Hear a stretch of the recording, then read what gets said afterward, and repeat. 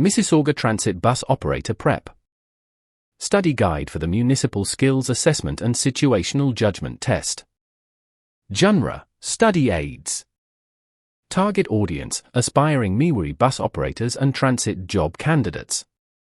Style: practical, tutorial, reference, instructional, visual heavy. Structure model: Gemini 3.1 Pro Preview. Content model: Gemini 3.1 Pro Preview. Chapter 1: Steering your career toward MIWRI. Sections. Section 1.1: Why choose Mississauga Transit: Benefits, Security, and Community Impact. Section 1.2: The Anatomy of a Successful Operator Candidate. Section 1.3: How to use this visual guide and workbook effectively. Section 1.4: Cultivating the right mindset for high-stakes testing. Welcome to the driver's seat. If you are reading this, you have already made a significant decision about your future. You are not just looking for a job, you are pursuing a career that offers stability, respect, and a premium livelihood in one of Canada's most dynamic cities. Navigating the hiring process for municipal transit is notoriously rigorous. Every year, hundreds of hopefuls apply for a handful of coveted spots at MIWRI. Many of them fail because they study generic commercial driving manuals that completely miss the mark on what Mississauga Transit actually tests. You are not going to make that mistake. This book is engineered to bypass the generic fluff and directly target the exact situational judgment, spatial reasoning, and customer service modules you will face in your assessment. By the time you finish this workbook, you will not just understand how to pass the test, you will think, react, and problem-solve like a veteran MIWRI transit operator. Section 1.1: Why choose Mississauga Transit: Benefits, Security, and Community Impact. Landing a position with MIWRI is like securing a golden ticket in the modern workforce. While private sector jobs fluctuate with the economy, public transit remains a foundational pillar of municipal infrastructure. As a MIWRI transit operator, you are stepping into a role backed by powerful union representation, premium municipal salaries, and a comprehensive pension plan that guarantees your long-term financial security. It is easy to look at the paycheck, but the true value of this career extends far beyond the hourly rate. You are securing health benefits for your family, paid training, and a clear trajectory for internal advancement. Once you pass your probation, you enter a career fortress that protects you from corporate downsizing and unpredictable market shifts. Figure, with light background and high contrast, create image in landscape orientation best describe and represents the flowing. Make sure it is accurate and there is no repetition. Extra detailed AI-ready prompt for AI-generated diagram showing a sleek, professional infographic comparing the career trajectory of a MIWRI transit operator versus a standard private sector driving job. Use clean icons representing healthcare, OMA's pension, union protection, and steady salary growth against a stylized backdrop of the Mississauga skyline and the iconic orange and blue MIWRI bus colors. Beyond the personal benefits, there is a profound sense of purpose in this work. Mississauga is a sprawling, rapidly growing municipality, and its transit system is its beating heart. Every day, you will be responsible for moving students to exams, parents to their jobs, and seniors to their medical appointments safely and efficiently. You become the face of the city to thousands of residents. When you put on that MIWRI uniform, you are adopting a role of quiet leadership. The community relies heavily on your punctuality, your safety record, and your calm demeanor in the face of urban chaos. Section 1.2: The Anatomy of a Successful Operator Candidate. Many applicants mistakenly believe that exceptional driving skills alone will guarantee them the job. The reality is that MIWRI can teach almost anyone how to steer a 40-foot new flyer bus. What they cannot easily teach is patience, emotional intelligence, and split-second spatial judgment. The ideal candidate is a unique hybrid of a safety professional and a customer service ambassador. Transit examiners are looking for individuals who can de-escalate a tense fare dispute without delaying the route, or smoothly navigate a tight detour while maintaining a welcoming atmosphere. Your assessment is designed specifically to weed out those who panic under pressure or lack empathy. To help you visualize what the examiners are grading you on, consider the core pillars of an ideal candidate outlined below. Candidate trait average applicants approach ideal MWRI candidates approach. You must view the bus as your mobile office. In this office, you are the chief executive, the safety manager, and the frontline public relations representative.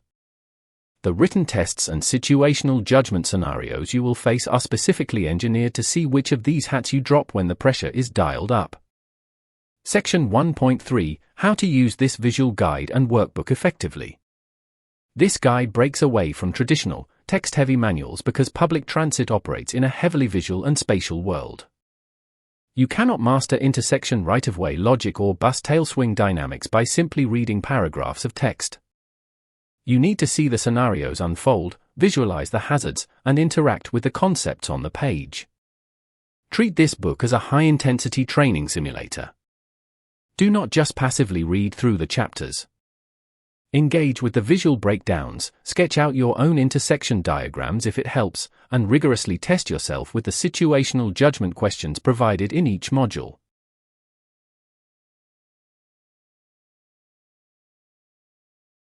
When you take the practice tests, cover the rationales. Commit to an answer and then study why the correct answer is what MWRI expects. The secret to acing the municipality's test is understanding the underlying logic of the examiner, which prioritizes safety, customer dignity, and schedule adherence, strictly in that order.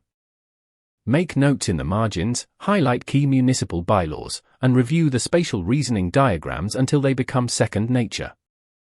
Your goal is to build a mental repository of correct reaction so that when you sit down for the actual assessment, you are relying on trained instinct rather than guesswork. Section 1.4 – Cultivating the right mindset for high-stakes testing. Test anxiety is the silent killer of great transit careers. It is perfectly normal to feel intimidated when sitting in a crowded municipal testing hall, knowing that your performance over the next 2 hours dictates your financial future.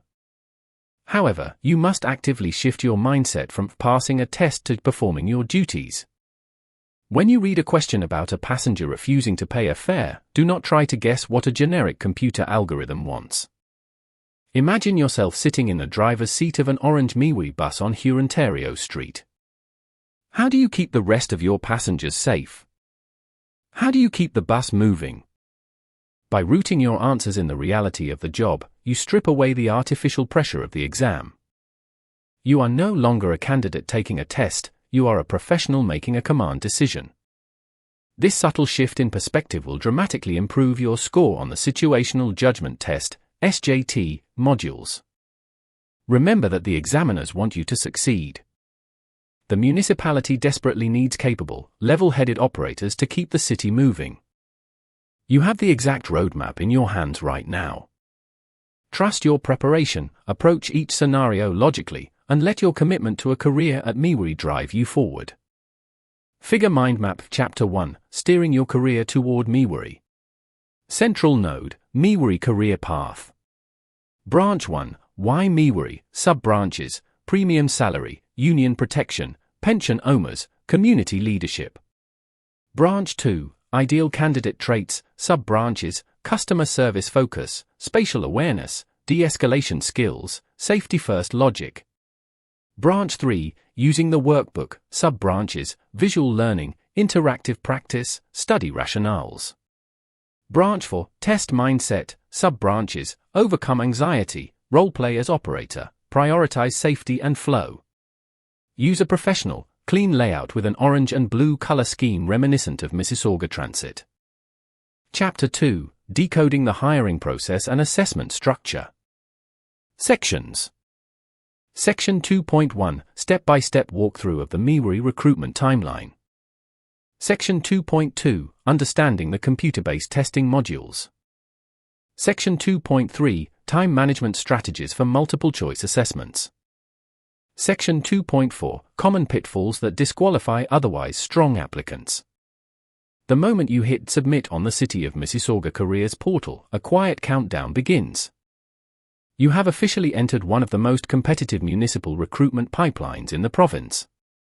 The anxiety you might feel right now is completely normal, but it stems from fear of the unknown. Our goal here is to remove that unknown entirely by shining a bright light on every step of the evaluation. Many applicants treat the hiring process like a black box, hoping their resume alone will magically unlock the driver's seat. In reality, MississaugaBus recruitment is a highly structured, data-driven filtering system designed to test exactly how you react under pressure. It is not about whether you can simply drive, it is about whether you possess the cognitive and emotional toolkit to manage a 40-foot mobile environment. By understanding the architecture of the assessment, you shift from playing defense to playing offense. You will not be caught off guard by sudden deadlines or confusing question formats. Instead, you will anticipate what the examiners are looking for at every stage, allowing you to showcase the professionalism and safety-first mindset that MississaugaBus demands. Section 2.1 Step-by-step walkthrough of the MississaugaBus recruitment timeline. The MississaugaBus recruitment pipeline is a marathon of distinct phases, each designed to weed out candidates who lack specific competencies. After the initial application screening, successful candidates are invited to the computer-based assessment phase. This is where the highest attrition occurs, as thousands of applicants are filtered down to a manageable shortlist based solely on their test scores. If you clear the assessment hurdle, the process moves into the behavioral interview stage, typically conducted by transit supervisors and HR representatives. They will cross-reference your test results with your real-world experiences, probing for specific examples of conflict resolution and safety awareness. Following a successful interview, you enter the final gauntlet: background checks, driver abstracts, medical clearances, and eventually, the intensive training academy. Understanding the expected timeline helps you pace your preparation and manage your current employment situation. Below is a realistic breakdown of the typical municipal hiring cycle. Keep in mind that city resources fluctuate, so these timelines are general estimates to guide your expectations. Recruitment phase: primary objective, typical timeframe, candidate action required. Figure: with light background and high contrast, create image in landscape orientation, best describe and represents the flowing, make sure it is accurate and there is no repetition. Extra detailed AI-ready prompt for AI-generated diagram showing a clear, professional 5-step horizontal timeline infographic.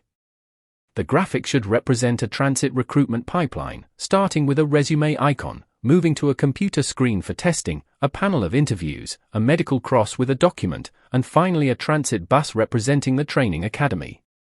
Use a modern, flat design style in shades of transit orange, navy blue, and white. Include connecting arrows and subtle background elements suggesting municipal transit. Section 2.2 Understanding the computer-based testing modules. The computer-based testing phase is the great equalizer in the MississaugaBus hiring process. It does not matter if you have 10 years of commercial trucking experience or 0, everyone sits at the same keyboard and faces the same simulations. This assessment is typically broken down into 4 foundational pillars: spatial awareness, situational judgment, SJT, customer service de-escalation, and basic mechanical logic. Spatial awareness tests your ability to visualize objects in a 3-dimensional space, which is critical when navigating a heavy vehicle through the tight corners of the Square 1 terminal. You will face questions requiring you to mentally rotate shapes or determine clearances based on mirror angles. The key here is not rushing, it is about proving you have the inherent spatial reasoning to judge right-of-way and turning radiuses accurately. Situational judgment tests, SJT, and customer service modules blend together to evaluate your emotional intelligence and policy adherence.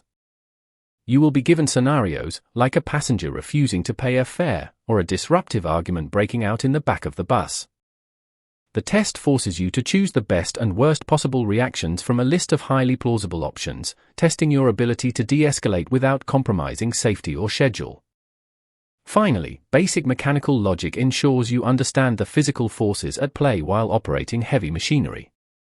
You do not need to be a licensed mechanic, but you must understand basic principles of leverage, braking distance, and fluid dynamics.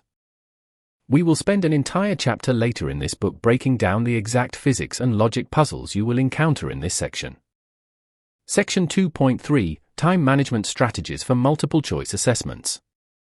When you sit down for the assessment, the ticking clock is an invisible, silent examiner in the room.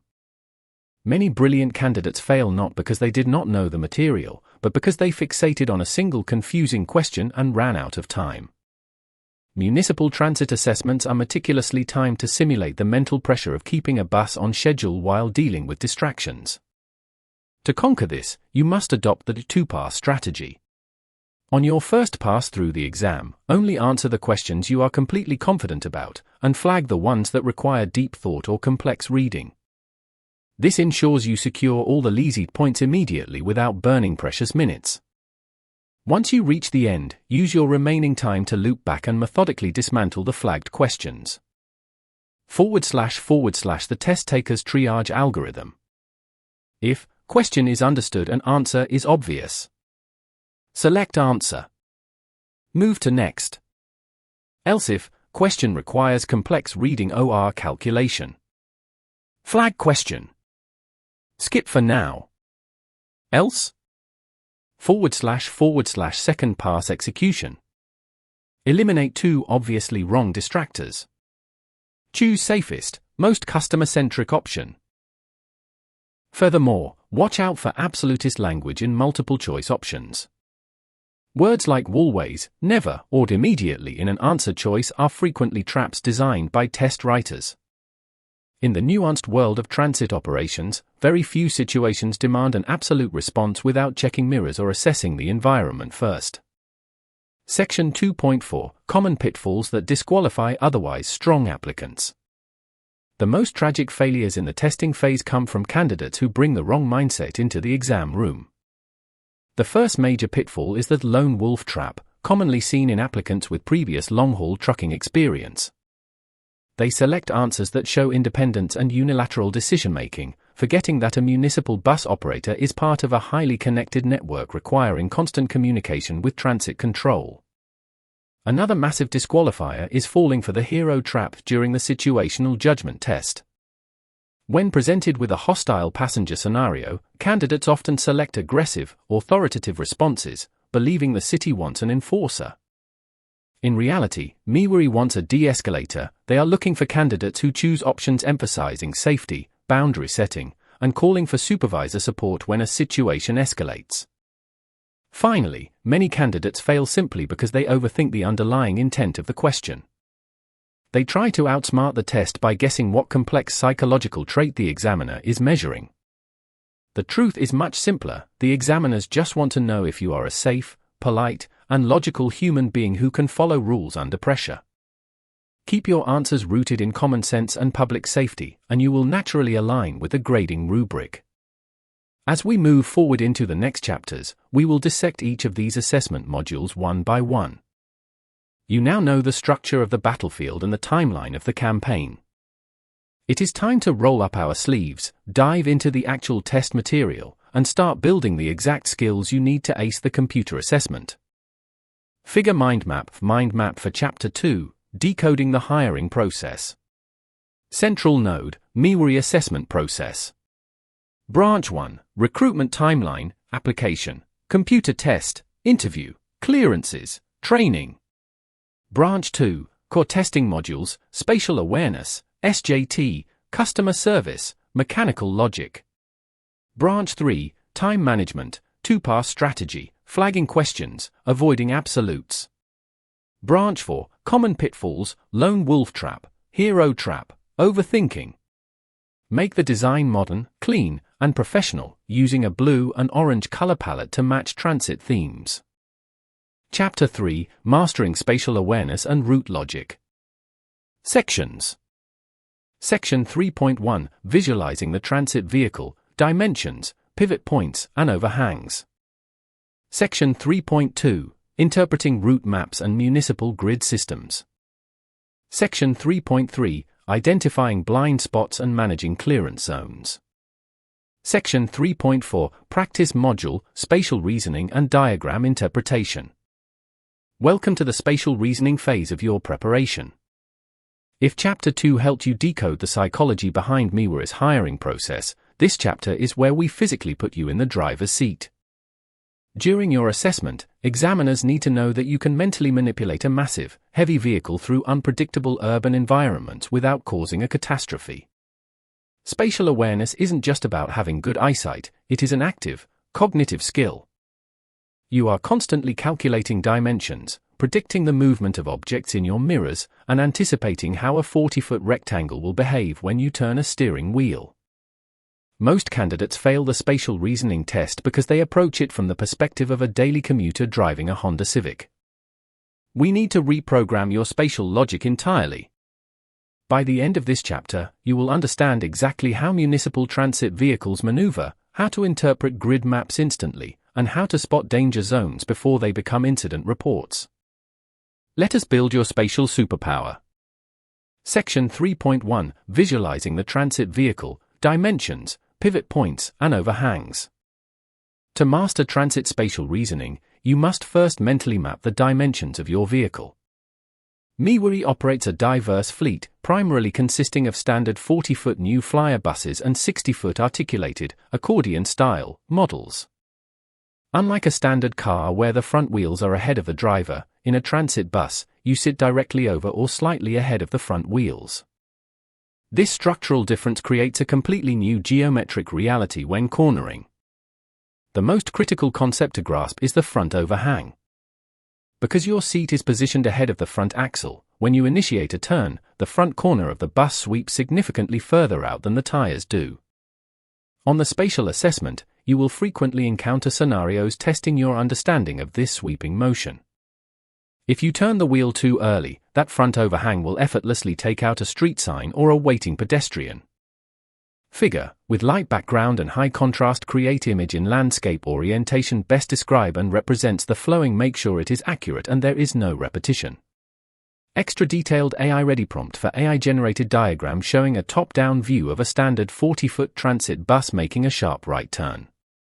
Highlight the rear axle as the pivot point in bright blue, with a red sweeping arc demonstrating the exact path of the tail swing, rear overhang, extending into the adjacent lane. Professional schematic style with clear text labels. Equally important is the vehicle's pivot point, which is always the rear axle. When maneuvering around tight municipal corners, the bus rotates around these back wheels, not the center of the vehicle. This means you must drive the bus deeper into an intersection before initiating your turn, pulling the pivot point past the curb line to prevent the right rear tires from mounting the sidewalk. Finally, we must account for tail swing. Whenever you turn the steering wheel sharply, the portion of the bus extending behind the rear axle swings in the opposite direction of the turn. If you pull away from a curb stop and crank the wheel hard to the left, the tail of your bus will violently swing to the right. The assessment modules will test this extensively, ensuring you know to check your right mirror for pedestrians and poles before leaving a stop. Section 3.2 – Interpreting route maps and municipal grid systems. Driving a MississaugaBus bus isn't just about steering, it is about seamless navigation under pressure. Mississauga is built on a distinct grid system of major arterial roads, such as Hurontario Street, Burnhamthorpe Road, and Dundas Street, intersected by complex suburban crescents and loops. Assessors test your ability to read route maps rapidly and accurately, simulating the mental workload of driving while following dispatch instructions. In the assessment, map interpretation questions usually present a simplified transit grid and a scenario. You might be asked to identify the most efficient detour if a primary intersection is blocked by an accident. To ace these questions, you must always maintain your cardinal orientation, north, south, east, west, and look for parallel arterial routes that can safely accommodate a heavy transit vehicle. Detour logic and wayfinding. When analyzing a map during your exam, do not just look for the shortest line between 2 points. Transit detours require right-hand turn prioritization wherever possible to minimize the risk of crossing active lanes of oncoming traffic. If a question gives you the option between a DT with 3 left turns and one with 3 right turns, the right turn route is almost always the technically correct, lower-risk answer. Spatial mapping element assessment significant strategy for the exam. Your ability to quickly digest this visual data proves to the examiners that you won't freeze up when dispatch calls out a sudden road closure over the radio. Practice tracing routes on physical municipal maps, calling out your turns and mirror checks aloud. This builds the muscle memory necessary for the timed, high-pressure environment of the official assessment. Section 3.3 – Identifying blind spots and managing clearance zones. No matter how many high-definition mirrors are bolted to the exterior of a MississaugaBus bus, you are still driving a moving building. Blind spots on a commercial transit vehicle are massive and dynamic, changing shape as the bus articulates or navigates through traffic. Your spatial awareness exam will test your vigilance regarding these invisible danger zones. The most notorious blind spot on any bus is the area obscured by the A-pillars, the thick structural columns on either side of the windshield. A pedestrian or cyclist can easily remain hidden behind an A-pillar for the entire duration of their time in a crosswalk. To counteract this, professional operators use a technique called rock and roll, moving their upper body forward, backward, and side to side in the seat to look around the structural blind spots before proceeding. Figure, with light background and high contrast, create image in landscape orientation best describe and represents the flowing. Make sure it is accurate and there is no repetition. Extra detailed AI-ready prompt for AI-generated diagram showing a top-down schematic of a transit bus highlighting the specific blind spot zones in shaded yellow. Include the immediate front, the direct rear, and the triangular areas expanding from the left and right side mirrors. Include small human figures in these shaded zones to emphasize pedestrian danger areas. You must also understand managing your clearance zones, specifically overhead and side clearances. A standard transit bus is roughly 10 feet tall, and operators must be hyper-aware of low-hanging tree branches, construction scaffolding, and bridge limits. When reading situational judgment prompts, if an option involves squeezing through a tight, unverified clearance zone to save time, it is always a trap. The correct answer is always to stop, secure the vehicle, and contact transit control. To help you internalize the mental checklist required for managing space at intersections, consider this simple scanning algorithm you should mentally run through before moving. Intersection_scan_routine. 1. Check left mirror, assess adjacent traffic and tail swing path. 2. Scan forward, looking left to right, clear the A-pillars by moving your body. 3. Check right mirror, watch for cyclists in the right side blind spot. 4. Monitor overhead clearance, scan for new obstructions like drooping wires. 5. Proceed only if clear, continuously re-evaluating the rear pivot point.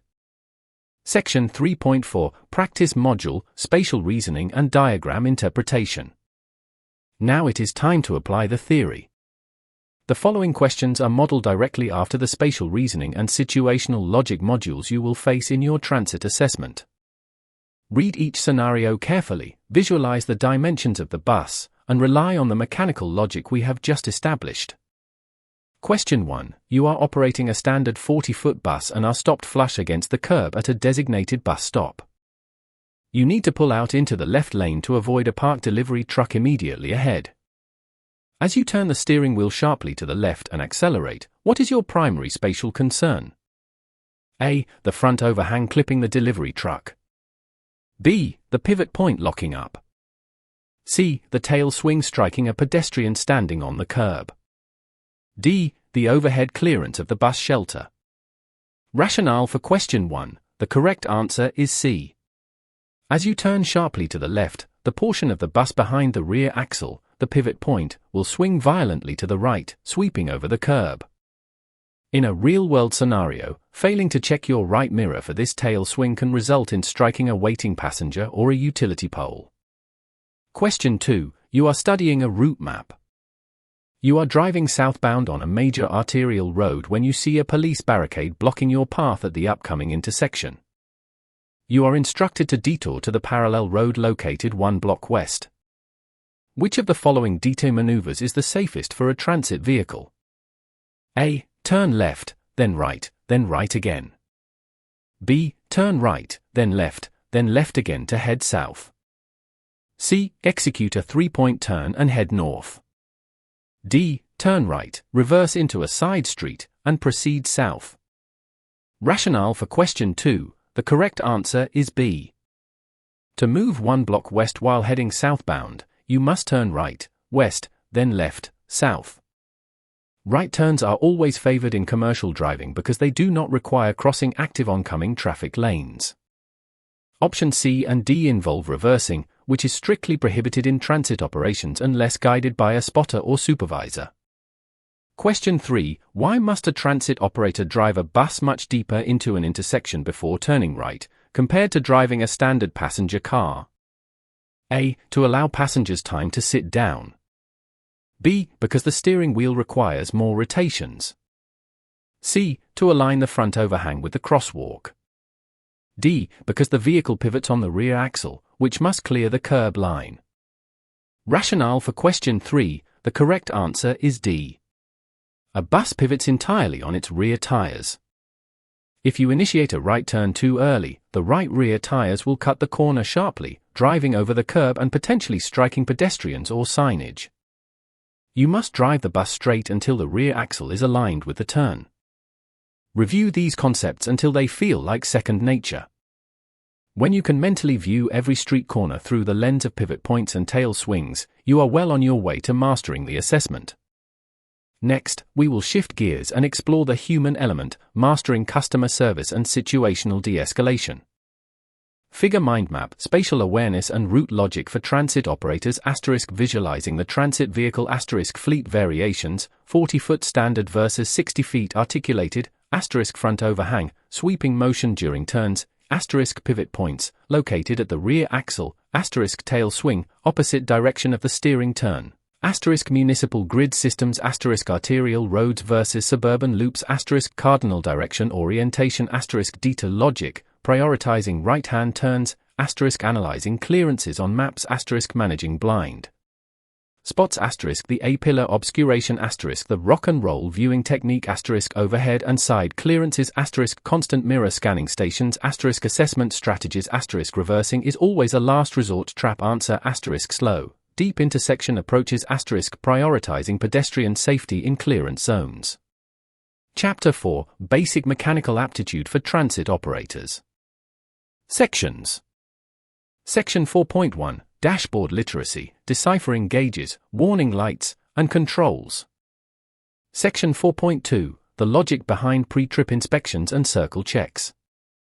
Section 4.3. Identifying common mechanical faults versus normal operations. Section 4.4. Practice module, diagnostic scenarios and equipment troubleshooting. In the previous chapter, we tackled how to mentally place a 40-foot transit vehicle within a complex urban environment. You learned how to anticipate hazards, manage your swing, and conquer spatial reasoning tests. Now, we are shifting our focus from the space outside the bus to the living, breathing machine surrounding you. Many candidates freeze when they hear the phrase, mechanical aptitude. They mistakenly believe MIWRI expects them to jump out with a wrench and rebuild a diesel engine on the side of Hurontario Street. Let me put your mind at ease immediately. Municipal transit agencies do not want you repairing their buses. They have highly trained heavy-duty mechanics for that. What the examiners are testing is your ability to act as the first line of defense. They need to know you can distinguish between a safe vehicle and a dangerous one. They want operators who can accurately read a dashboard, systematically perform a circle check, and communicate mechanical issues clearly to dispatch. This chapter is designed to build your mechanical logic. We are going to strip away the complex jargon and focus entirely on the operational knowledge you need to pass the assessment and keep your future passengers safe. Section 4.1. Dashboard literacy, deciphering gauges, warning lights, and controls. Stepping into the operator's compartment of a modern transit bus feels remarkably like sitting in the cockpit of a small aircraft. You are surrounded by a sweeping array of switches, dials, indicator lights, and digital displays. To a daily commuter accustomed to a standard car dashboard, this can be overwhelming. The secret to mastering dashboard literacy is understanding that every gauge and light falls into a specific hierarchy of importance. You do not need to memorize the wiring schematic, you just need to understand what the machine is trying to tell you. During your mechanical aptitude assessment, examiners will present scenarios where multiple lights illuminate, and you must prioritize your response based on safety protocols. Figure, with light background and high contrast create image in landscape orientation best describe and represents the flowing make sure it is accurate and there is no repetition. Extra detailed AI-ready prompt for AI-generated diagram showing a modern transit bus dashboard from the driver's perspective. The steering wheel is visible, framing a dual-dial air pressure gauge, primary and secondary. Highlight a centralized digital display showing an amber check engine icon and a red stop engine icon. Use neat, professional call-out boxes pointing to the kneeling controls, door toggles, and transmission temperature gauge. The most critical system on any heavy commercial vehicle is the air brake system. Unlike a passenger car that uses hydraulic fluid, transit buses rely on highly pressurized air to stop. If you lose air pressure, the emergency spring brakes will automatically engage, bringing the bus to an abrupt and potentially dangerous halt. You will constantly monitor the primary and secondary air pressure gauges.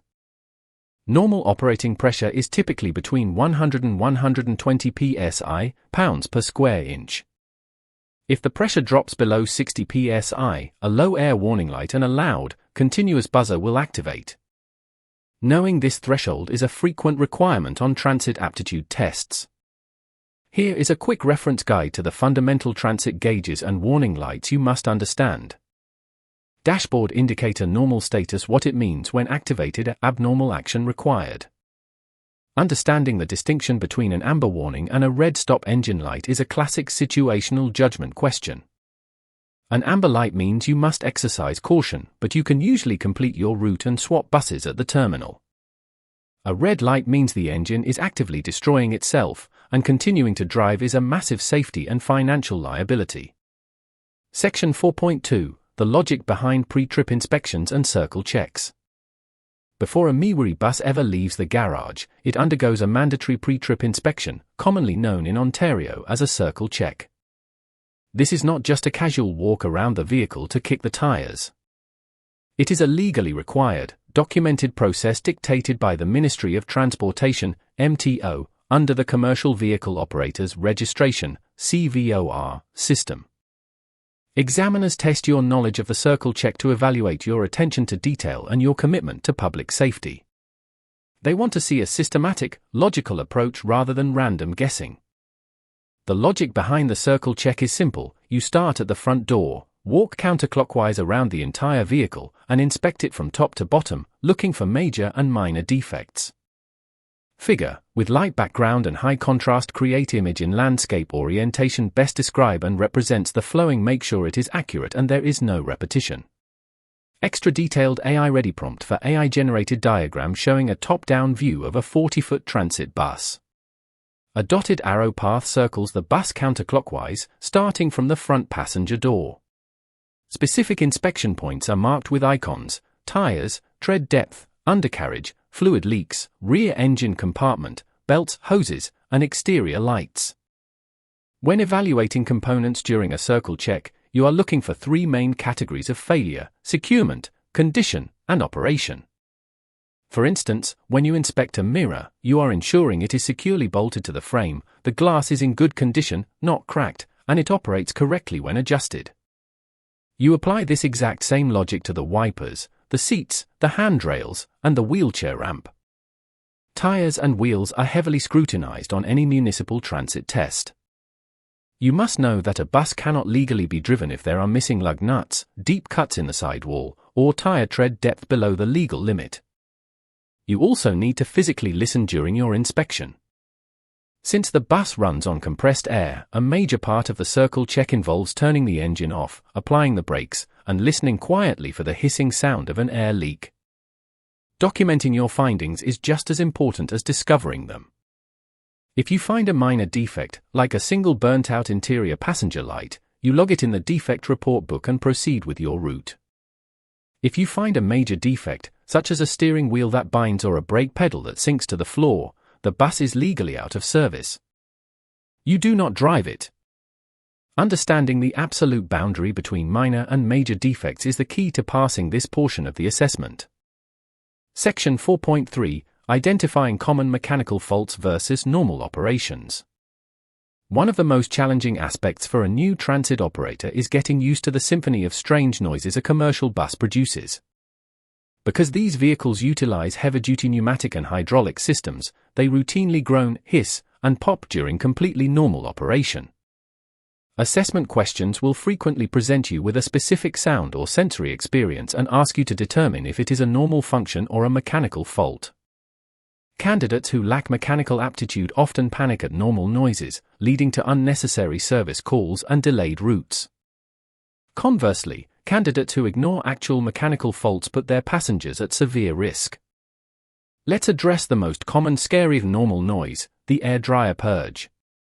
When the bus's air compressor fills the tanks to maximum capacity, around 120 psi, a valve opens to expel moisture and excess air. This results in a sudden, violent burst of air sounding like a massive sneeze from beneath the bus.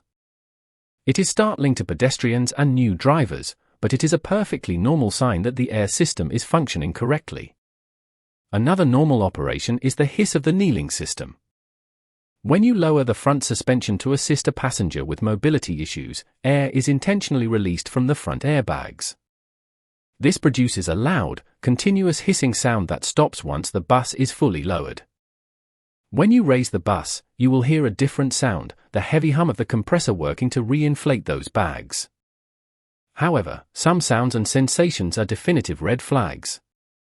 If you hear a continuous, uninterrupted hissing sound while driving, and you notice your primary air gauge dropping, you have a ruptured air line.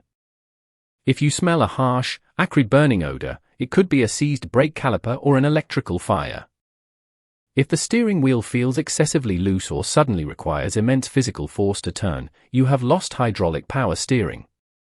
The rule of thumb for your assessment is this: isolated, momentary mechanical sounds associated with a specific action, like braking or kneeling, are usually normal. Continuous, deteriorating conditions accompanied by warning lights or a change in vehicle handling are always faults. When in doubt on a test, prioritize passenger safety and select the option to pull over and contact transit control. Section 4.4 Practice Module, Diagnostic Scenarios and Equipment Troubleshooting. The following questions simulate the mechanical logic and situational judgment items you will encounter on your MIWI or municipal transit assessment. Do not simply memorize the answers, study the rationale behind each one. Question 1. You are operating your route on a hot July afternoon. You notice the engine temperature gauge is creeping into the red zone, and an amber warning light illuminates on the dash. What is your most appropriate course of action? A. Ignore it until the end of the shift, as it is just an amber light. B. Immediately stop the bus in the middle of a busy intersection and evacuate the passengers. C. Safely pull over at the next stop, place the transmission in neutral, increase the idle to cool the engine, and contact dispatch. D. Turn off the air conditioning and drive faster to push more air through the radiator. Answer. C. Rationale. An overheating engine is a serious concern but rarely requires an emergency evacuation in the middle of traffic. Pulling over safely, shifting to neutral, and contacting dispatch is the correct protocol. Turning off the AC helps, but driving faster is reckless and dangerous. An amber light requires reporting and caution, not panic. Question 2. During your morning circle check, you are inspecting the vehicle's tires. You discover a deep cut in the side wall of the front right steering tire, exposing the inner fabric cord. What is the correct classification and action? A. This is a minor defect. Note it in the logbook and begin your route. B. This is a major defect. The bus is out of service and cannot be driven. C. This is a cosmetic defect. Inform the mechanic when you return to the garage. D. Check the tire pressure. If it is fully inflated, it is safe to drive. Answer. B. Rationale. Steering tires are critical for vehicle control. Any cut deep enough to expose the structural cords of the tire is a major safety defect under commercial vehicle regulations. The bus is legally out of service, regardless of whether it is holding air at that moment. Question 3. You are approaching a red light and gently press the brake pedal. You hear a loud, sudden burst of air from underneath the bus that lasts for 1 second, and then stops. The air pressure gauges remain steady at 115 psi. What has just occurred? A. The primary air brake line has ruptured. B. The suspension airbags have failed. C. The air compressor dryer has purged excess air and moisture. D. The emergency spring brakes have activated. Answer, C. Rationale. A short, loud burst of air when the system is fully pressurized is the normal operation of the air dryer purge valve. Because the gauges remain steady at a healthy 115 psi, there is no air leak or brake failure. Question 4. While driving at 50 km per hour, a loud buzzer sounds in the cabin, and the red low air warning light illuminates. You check your gauges and see the pressure dropping past 55 psi. What is your immediate priority?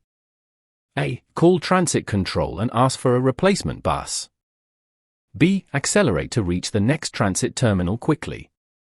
C. Pump the brakes rapidly to build up more air pressure.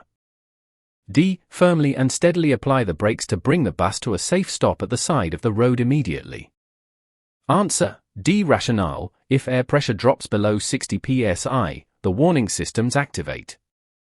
If it continues to drop, the heavy emergency spring brakes will automatically lock the wheels, causing a violent stop. Your immediate priority is to control the vehicle and guide it safely to the side of the road before you lose total braking control. Pumping the brakes will actually deplete your remaining air faster.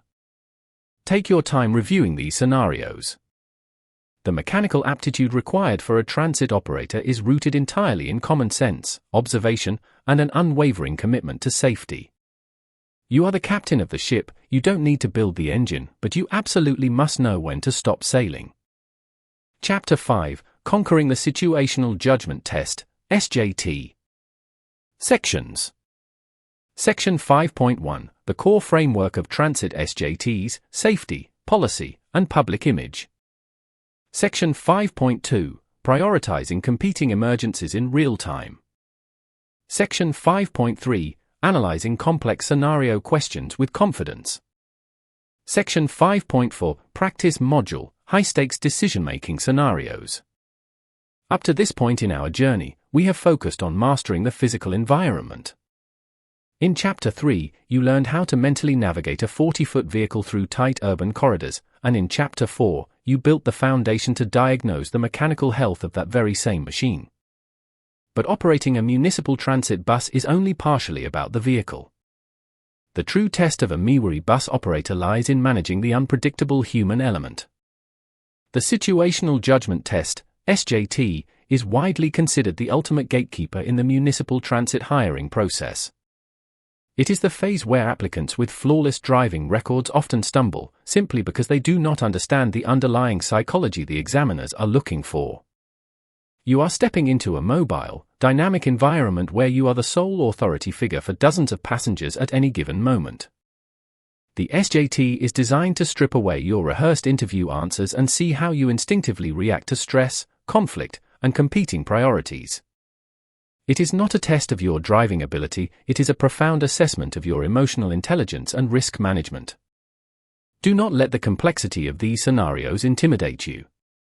Behind every chaotic question lies a structured, predictable logic. By the end of this chapter, you will possess a clear mental framework that turns the most confusing SJT scenarios into straightforward, solvable equations. Section 5.1, the core framework of transit SJTs, safety, policy, and public image. When you sit down to take the SJT, you will face scenarios that feel like traps. You might read a question about a passenger refusing to pay a fare while another passenger is simultaneously screaming at them, and you will be asked for your immediate next step. To the untrained applicant, all the multiple choice options will either look equally terrible or equally valid. To slice through the confusion, you must memorize the transit operator golden triad. Municipal transit agencies evaluate every single operator decision against three immovable pillars: safety, policy, and public image. These are not equal in weight, they operate in a strict hierarchy. Safety is your absolute, non-negotiable top priority, trumping all other concerns. If a scenario involves a threat to human life, bodily harm, or severe property damage, your only correct answer is the one that immediately neutralizes or isolates that threat. You must protect your passengers, yourself, and the public before you even think about schedules or customer service. Figure, with light background and high contrast, create image in landscape orientation best describe and represents the flowing. Make sure it is accurate and there is no repetition. Extra detailed AI-ready prompt for AI-generated diagram showing a three-tiered pyramid representing the transit operator golden triad. The base and largest section is colored bright safety yellow and labeled safety, life and limb. The middle section is a solid blue labeled policy, agency rules and SOPs. The top, smallest triangle is a soft green labeled public image, customer service and de-escalation. Clear, professional vector graphics with clean typography, well-lit, professional layout suitable for an educational workbook. Once immediate safety is secured, your decision-making drops to the second tier, policy. Municipalities like Mississauga operate under strict standard operating procedures, SOPs. The SJT wants to see that you respect the chain of command and will call transit control, dispatch, rather than going rogue to solve a problem on your own. The final tier is public image, which encompasses customer service, de-escalation, and schedule adherence. You should always strive to be polite, helpful, and on time, but you must never sacrifice safety or break agency policy to achieve it. When an SJT question pits a delayed route against a safety hazard, the candidate who chooses safety wins the points every single time. Section 5.2. Prioritizing competing emergencies in real time. One of the most common SJT tactics is to overwhelm you with a stacking scenario. The test will present a situation where three things go wrong simultaneously, and it will ask you to identify the very first action you should take. This is designed to trigger panic and test your triage skills under pressure.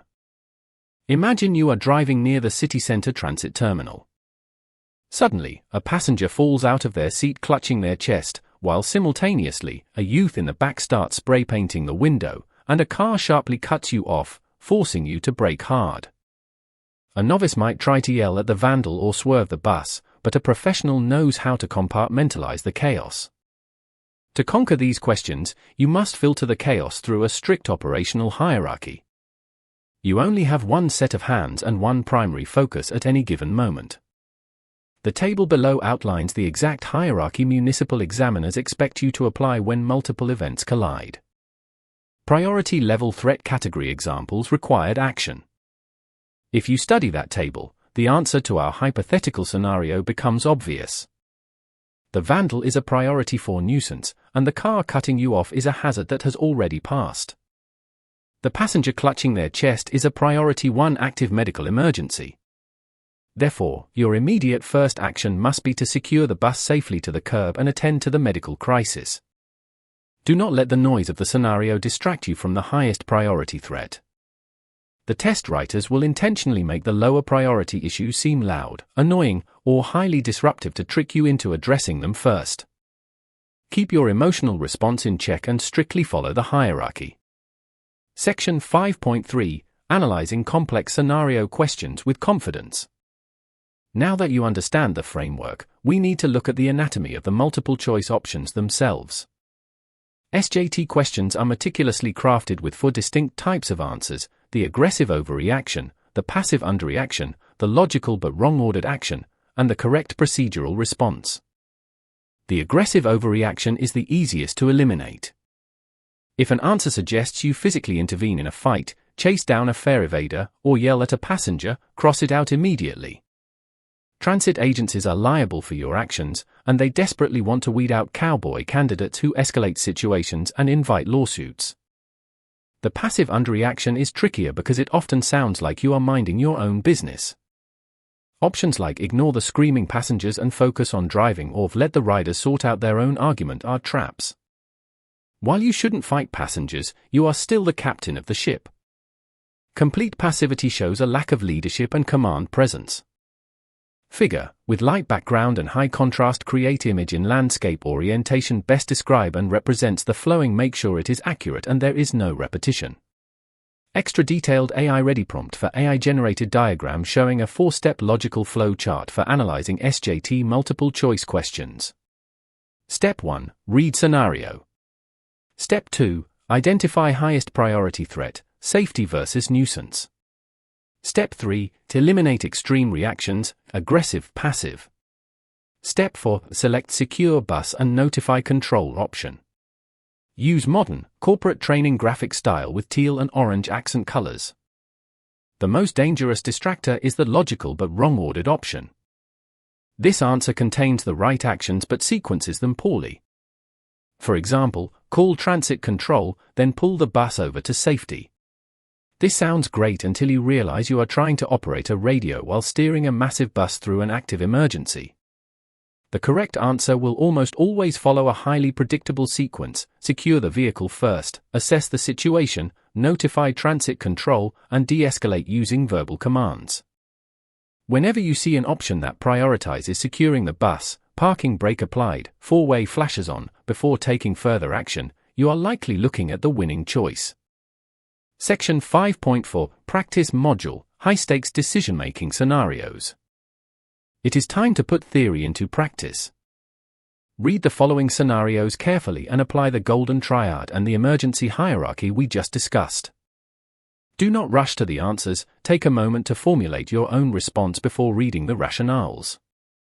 Scenario 1. You are operating a busy route on Hurontario Street during rush hour. A passenger boards the bus, loudly refuses to pay the fare, and begins walking toward the back. At the same time, an elderly passenger near the front door loses their balance as the bus is idling, falling to the floor.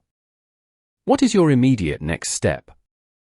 A. Call out to the fare evader and demand they return to the front to pay, then check on the elderly passenger. B. Immediately step out of your seat to check on the elderly passenger, leaving the bus in drive with your foot on the brake. C. Apply the parking brake, secure the bus, and immediately assess the elderly passenger for injuries while ignoring the fare evader. D. Call transit control to report a fare evasion and request a supervisor, then check the fallen passenger.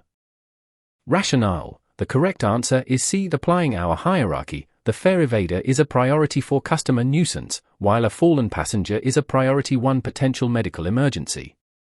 Option A prioritizes a minor policy issue over safety. Option B is a dangerous logical but wrong-ordered trap. You must never leave the driver's seat without fully securing the air brakes. Option C perfectly sequences securing the vehicle and addressing the immediate safety threat. Scenario 2. You are approaching a designated bus stop. You notice a group of teenagers aggressively pushing each other near the curb. One teen is pushed dangerously close to the edge of the roadway just as you are pulling in. How do you proceed? A. Honk your horn continuously to warn them while pulling into the stop at normal speed. B. Stop the bus in a live traffic lane short of the stop, activate your four-way flashers, and assess if it is safe to approach. C. Pull the bus into the stop quickly to block the teens from falling into the street. D. Open your window and yell at the teens to step back before you pull in. Rationale. The correct answer is B. This scenario tests your proactive risk management regarding vulnerable road users. Option A is a passive underreaction that fails to mitigate the risk of striking a pedestrian. Option C is a massive overreaction that introduces a 40-foot moving hazard into an already unstable physical altercation. Option B prioritizes safety by stopping short of the hazard, securing the scene, and taking time to assess, which is exactly what examiners want to see. Scenario 3. You are driving your route when two passengers begin having a heated verbal argument over a seat. Voices are raised, and other passengers look visibly uncomfortable. No physical contact has been made. What is the most appropriate action? A. Stop the bus immediately, evacuate the other passengers, and call police. B. Use the bus PA system to calmly remind passengers that respectful behavior is required, while safely continuing to the next stop. C. Pull over, walk to the back of the bus, and physically stand between the two arguing passengers to separate them. D. Ignore the argument entirely. It is not your job to police passenger conversations. Rationale. The correct answer is B. This is a classic public image and de-escalation test. Option A is an overreaction to a priority 4 nuisance that needlessly disrupts the entire route. Option C is a dangerous, aggressive action that violates safety policy by physically inserting you into a conflict. Option D is too passive. Option B utilizes your available tools, the PA system, to command the space and attempt verbal de-escalation without compromising the safety or schedule of the vehicle. Mastering the SJT is about consistency. You must consistently prove to the municipality that you are a calm, rational, and safety-obsessed professional. Take these frameworks, internalize the hierarchy, and you will walk into your situational judgment assessment with the quiet confidence of a veteran operator. Figure Mind Map. Extra detailed AI-ready prompt for AI-generated mind map diagram summarizing Chapter 5, Conquering the SJT. Central Node, Transit SJT Mastery. Branch 1, the Golden Triad connecting to subnodes: Safety, Highest, Policy, Rules, Public Image, Service. Branch 2, Emergency Hierarchies connecting to a 1. Life Threats, 2. Vehicle Hazards, 3. Route Disruptions, 4. Nuisance Fare Evasion. Branch 3, Anatomy of Answers connecting to Eliminate Overreaction, Eliminate Passivity, Beware Wrong Sequence.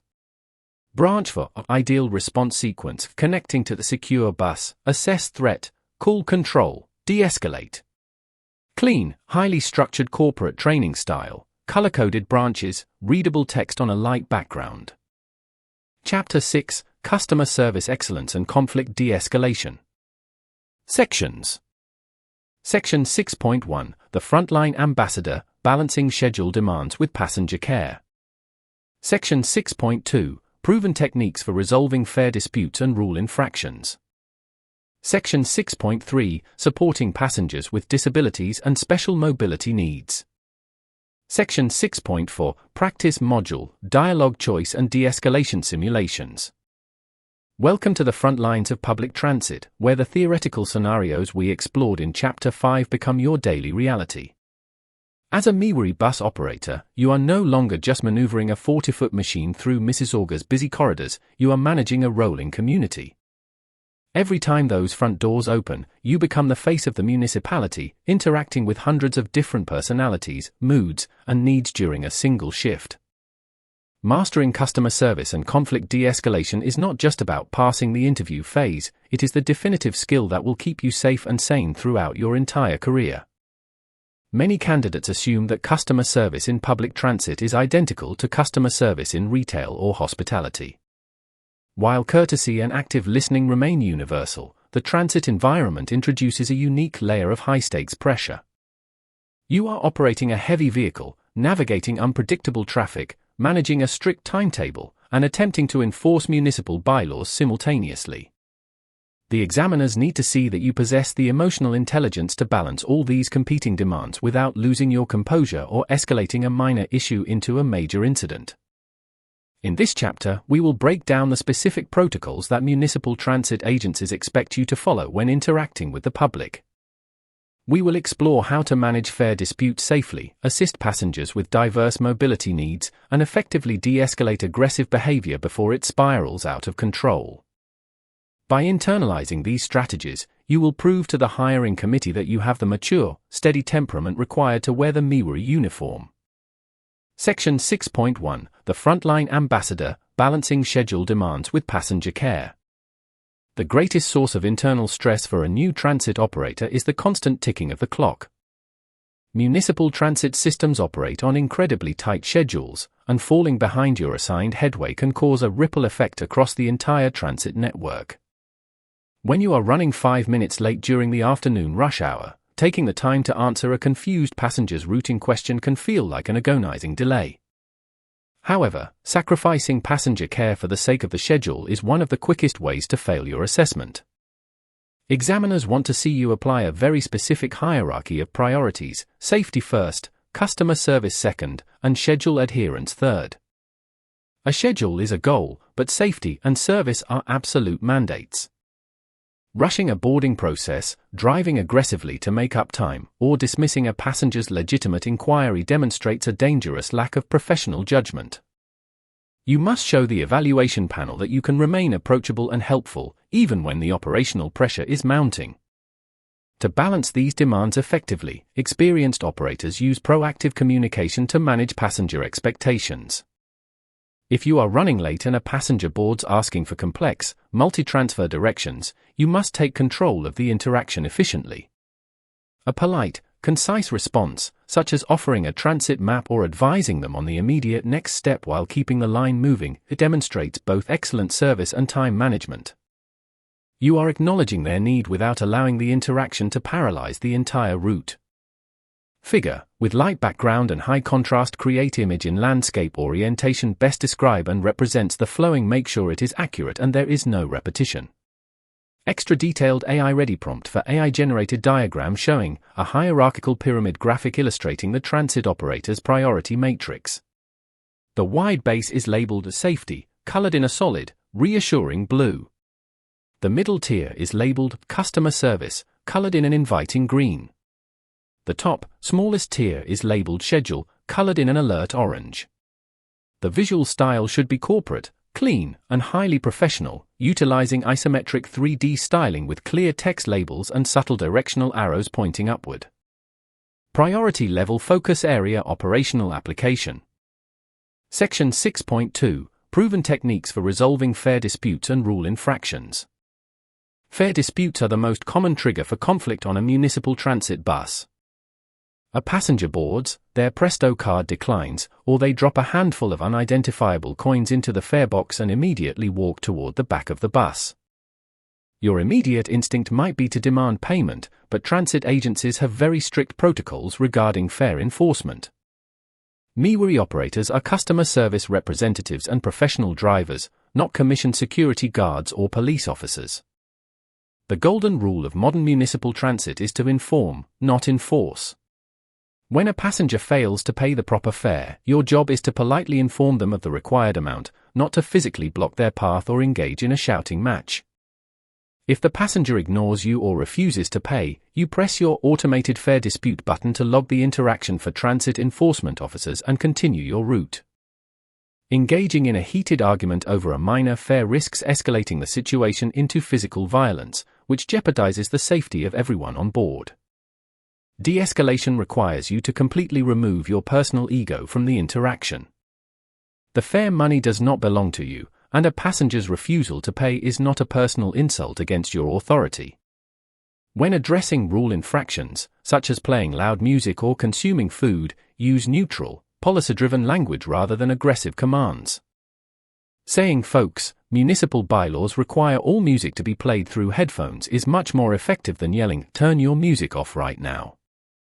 If a situation does begin to escalate and a passenger becomes visibly agitated or verbally abusive, you must employ the LEARN technique: listen, empathize, apologize for the inconvenience, react by offering a solution, and notify, dispatch, if necessary. Keep your voice calm, steady, and slightly lower than the aggressive passenger's volume. Never leave the safety of the driver's compartment to confront an unruly passenger. Your seat is your safe zone, and your radio is your most powerful tool. Section 6.3, Supporting passengers with disabilities and special mobility needs. In Ontario, public transit agencies are strictly bound by the Accessibility for Ontarians with Disabilities Act, AODA, making accessibility a major focus of the MississaugaBus hiring process. You will be tested on your knowledge of, and attitude toward, assisting passengers with varying physical, cognitive, and sensory disabilities. This goes far beyond simply knowing how to lower the bus. It requires a deep, empathetic understanding of how to treat every passenger with absolute dignity and respect. When a passenger utilizing a wheelchair, walker, or motorized scooter waits at your stop, your first action is to safely position the bus to eliminate gaps and deploy the kneeling feature or boarding ramp. You must proactively communicate your actions, saying something like, "Take your time, I am lowering the ramp for you now." Never make a passenger feel like their boarding process is an inconvenience to the schedule, even if you are running late. Once they are on board, you must ensure they are properly positioned in the designated priority seating area before you put the vehicle in motion. It is equally important to recognize that not all disabilities are visible. A passenger who appears physically capable may require priority seating due to a hidden condition, or they may need extra time to process information and find a seat. Always trust the passenger's assessment of their own needs and intervene politely if able-bodied passengers are occupying designated priority seating. If you need to assist a passenger, always ask for their permission first. Never grab a wheelchair or a person's arm without clear, explicit consent. Figure, with light background and high contrast, create image in landscape orientation best describe and represents the flowing. Make sure it is accurate and there is no repetition. Extra detailed AI ready prompt for AI generated diagram showing a step-by-step visual flowchart illustrating the proper protocol for boarding a passenger with a mobility device. Step 1 shows a transit bus kneeling at a curb. Step 2 shows the ramp fully deployed.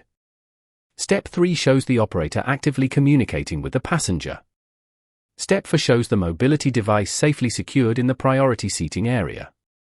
The style should use clean line art, professional municipal transit colors, and clear typography. Section 6.4 Practice Module, Dialogue Choice and De-escalation Simulations. Now we will test your understanding of these concepts with simulated situations that closely mirror the customer service modules on the MIWRI assessment. Treat these practice questions as if you are currently sitting in the evaluation room.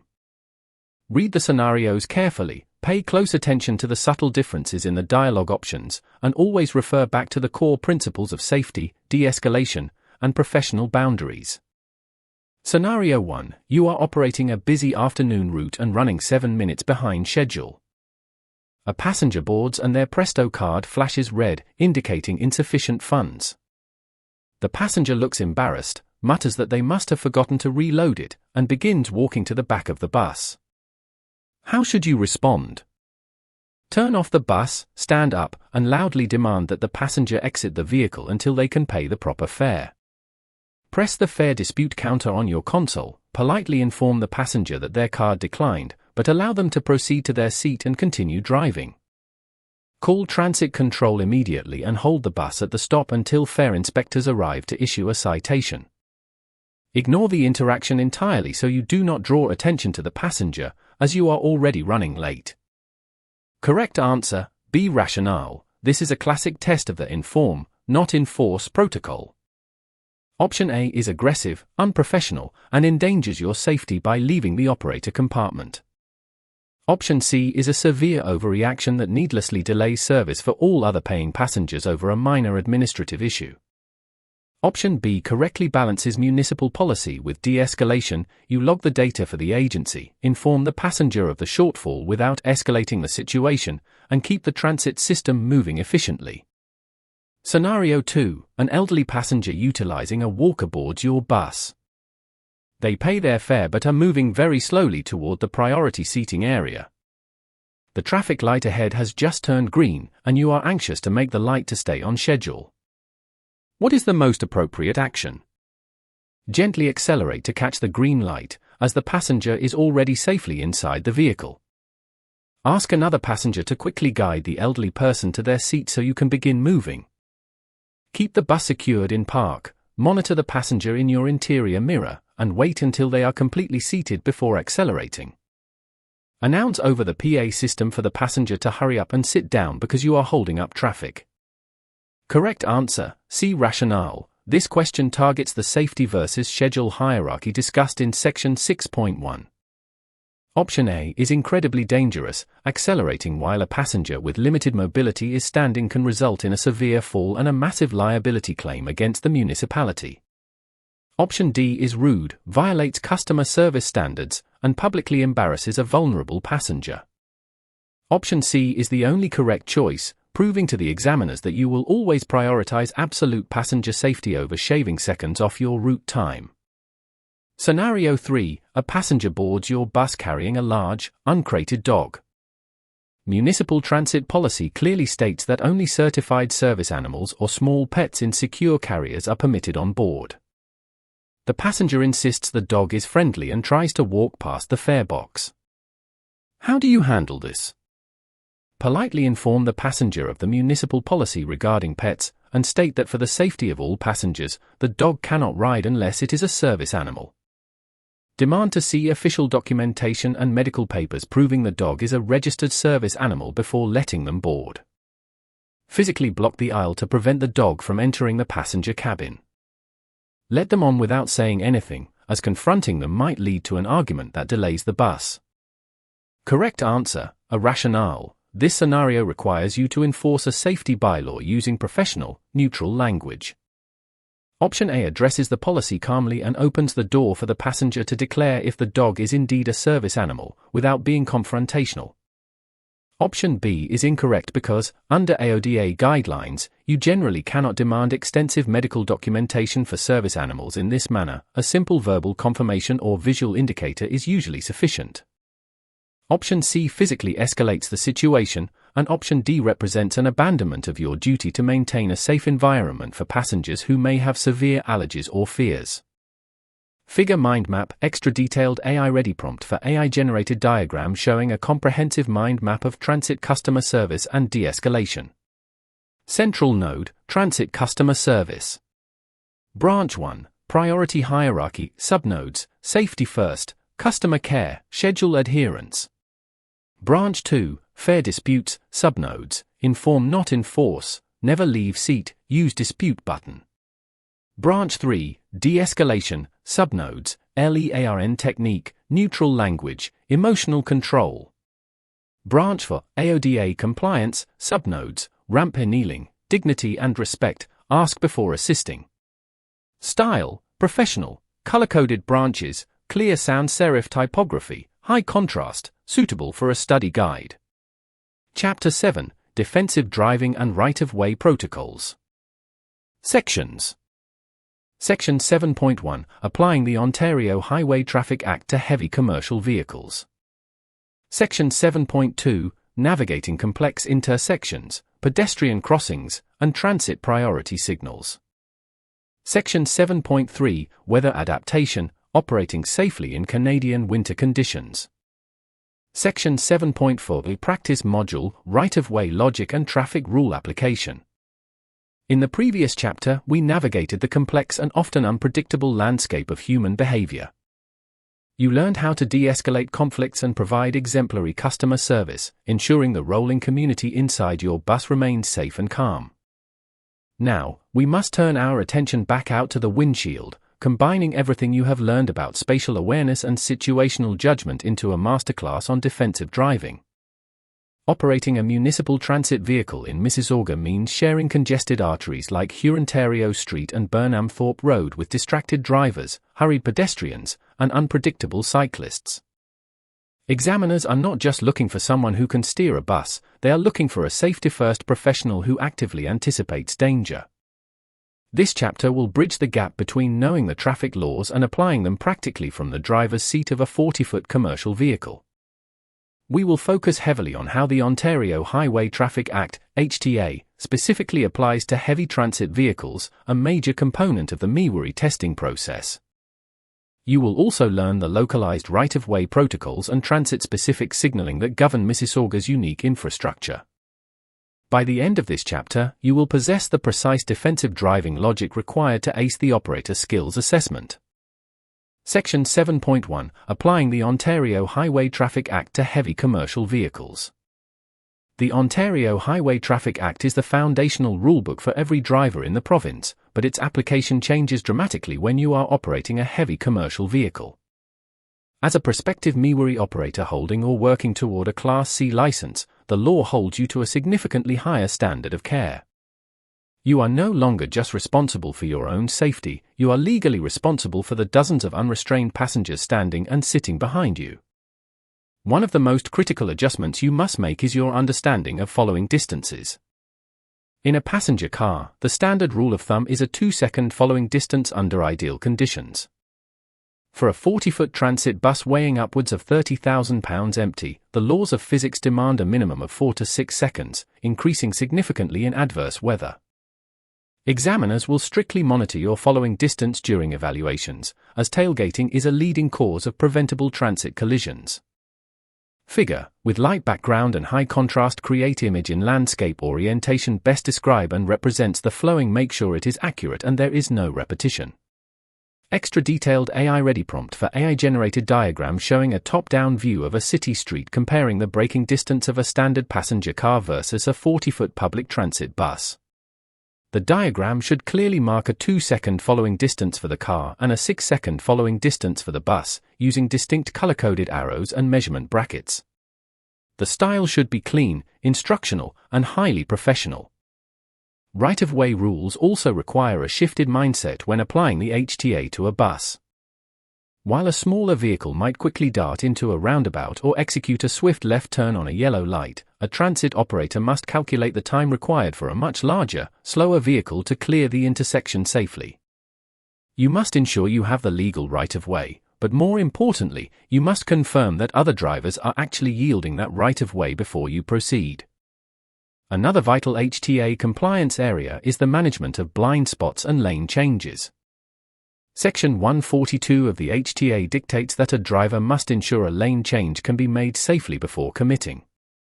In a bus, your blind spots are massive, requiring active scanning, frequent mirror checks, and a reliance on your spatial reasoning skills from Chapter 3. Before moving a commercial vehicle, examiners expect you to signal early, check your mirrors multiple times, and smoothly transition only when the space is definitively secured. Key HTA directives for transit operators. HTA Concept Standard Vehicle Application Transit Vehicle Application. Section 7.2 Navigating Complex Intersections, Pedestrian Crossings, and Transit Priority Signals. Mississauga boasts a rapidly evolving transit infrastructure, heavily featuring the Mississauga Transitway and specialized bus-only lanes. To navigate these smoothly, you must understand transit priority signals.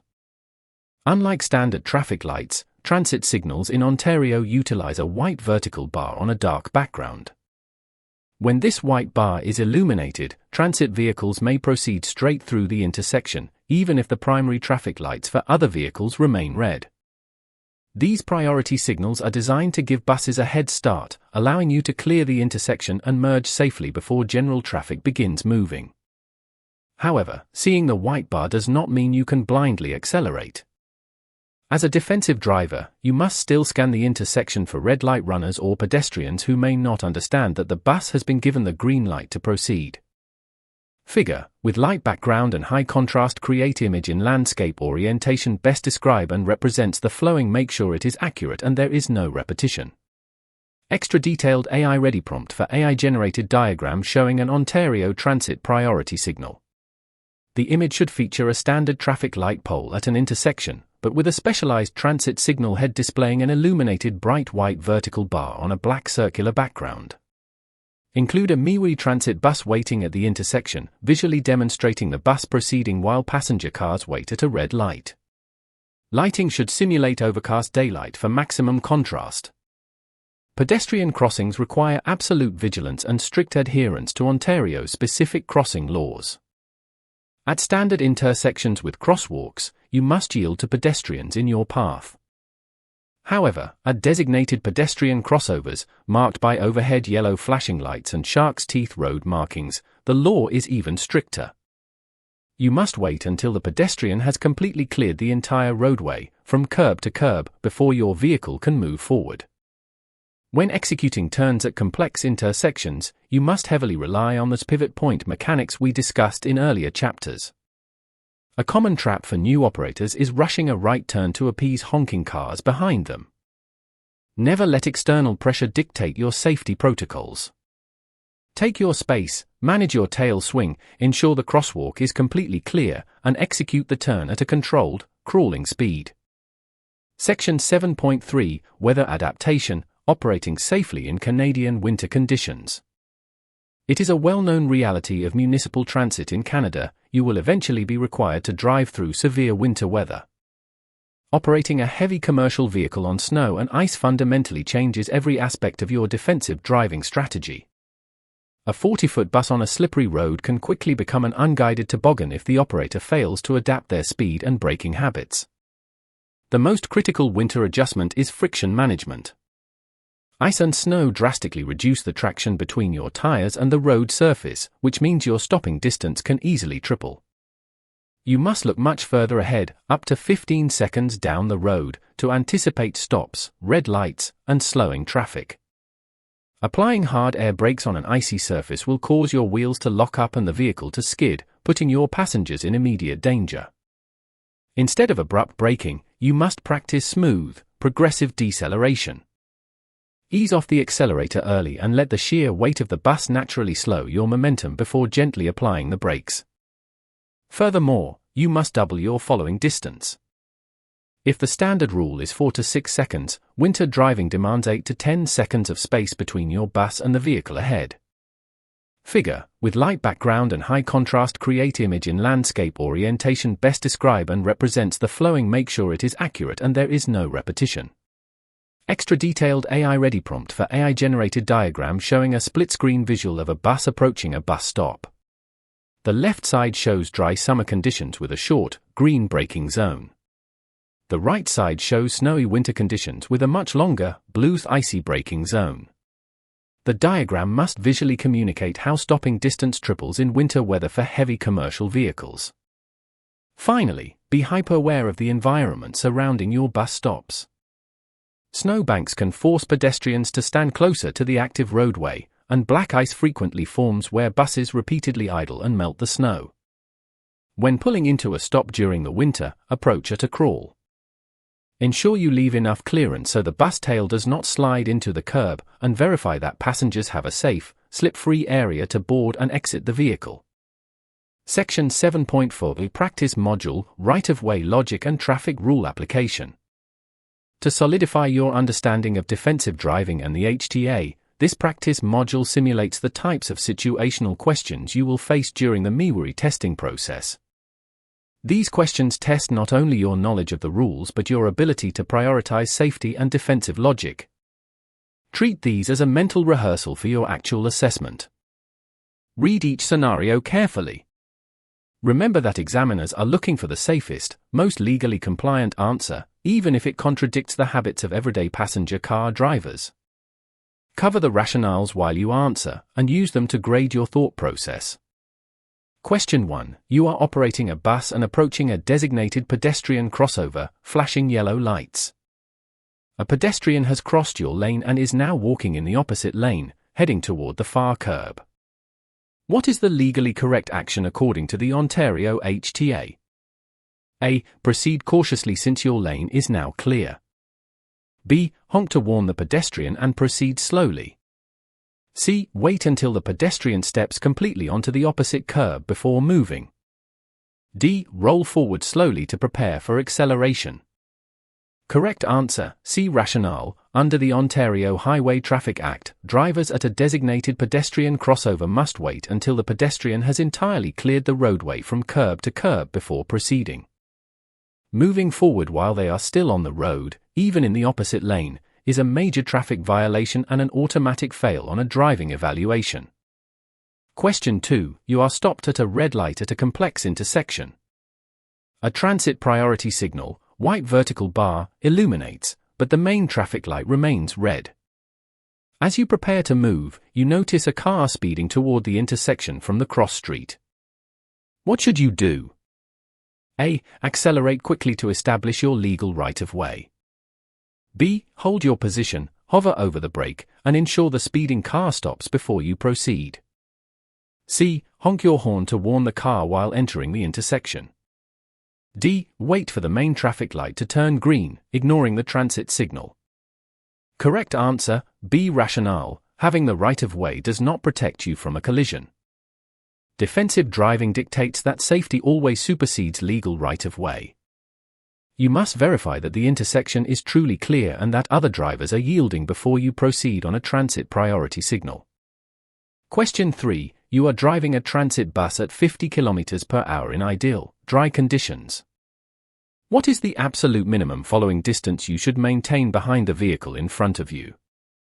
A. 2 seconds. B. 3 seconds. C. 4 to 6 seconds. D. 8 to 10 seconds. Correct answer, C. Rationale. While passenger vehicles require a 2-second following distance, heavy commercial vehicles require a minimum of 4 to 6 seconds in ideal conditions due to their immense weight and longer braking distances. In adverse weather, this distance should be doubled to 8 to 10 seconds.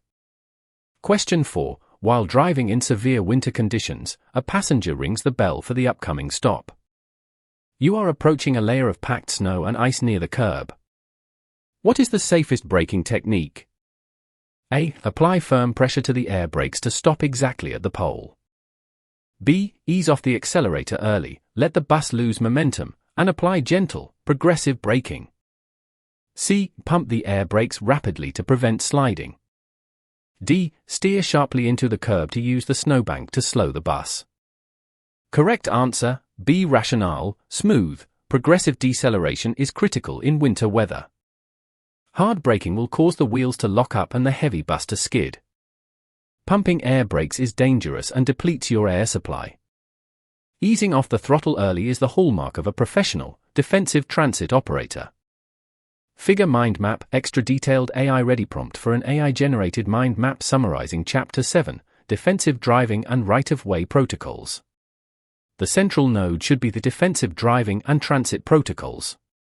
Branching out from the center should be 4 main categories: Ontario HTA for buses, subnodes, for to 6 second following distance, extended blind spots, cautious amber light approach, intersections and signals, subnodes, transit priority signal white bar, pedestrian crossovers clear curb to curb, managing tail swing, winter weather adaptation, subnodes, triple stopping distance, 8 to 10 second following space, progressive braking, black ice awareness, and safety mindset, subnodes.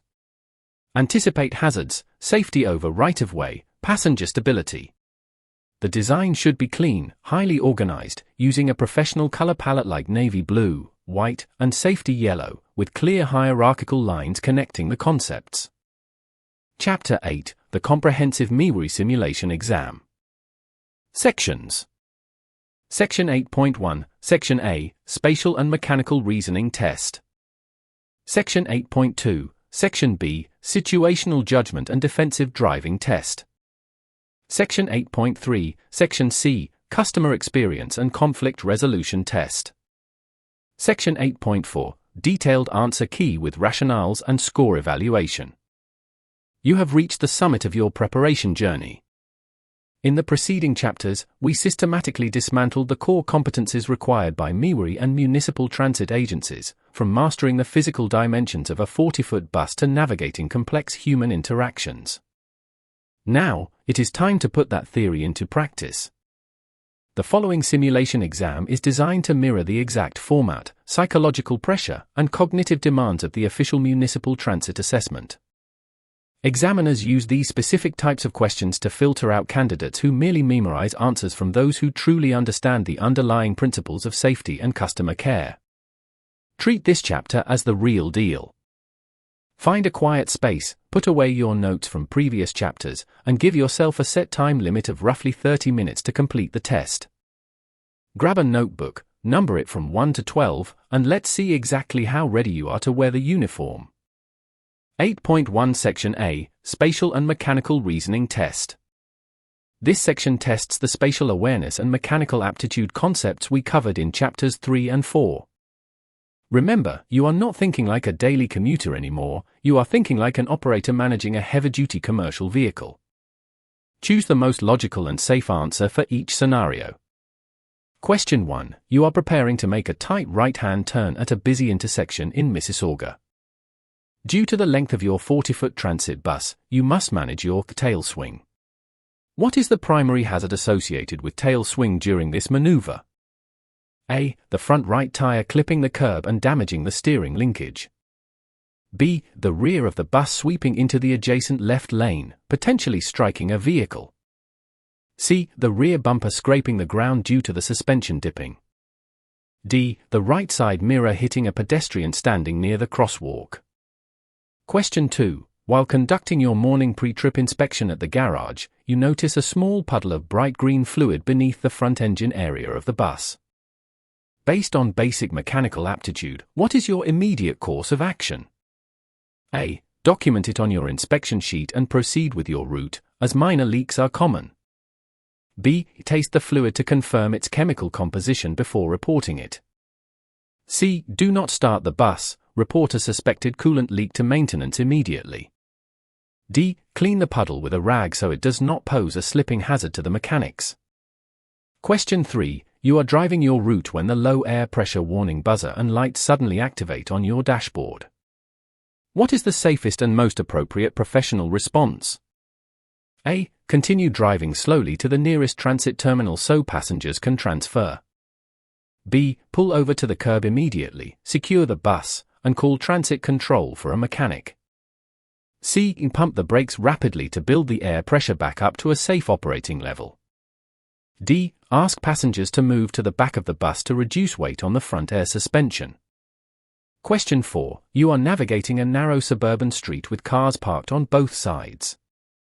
An oncoming delivery truck is approaching, leaving very little room to pass. How should you utilize your spatial reasoning to proceed safely? A. Accelerate slightly to pass the truck quickly and minimize the time spent in the narrow gap. B. Fold in your driver's side mirror so you can squeeze past the truck without stopping. C. Stop your bus completely, hold your lane position, and allow the smaller truck to maneuver around you. D. Honk your horn to warn the delivery truck to back up and clear the path for the bus.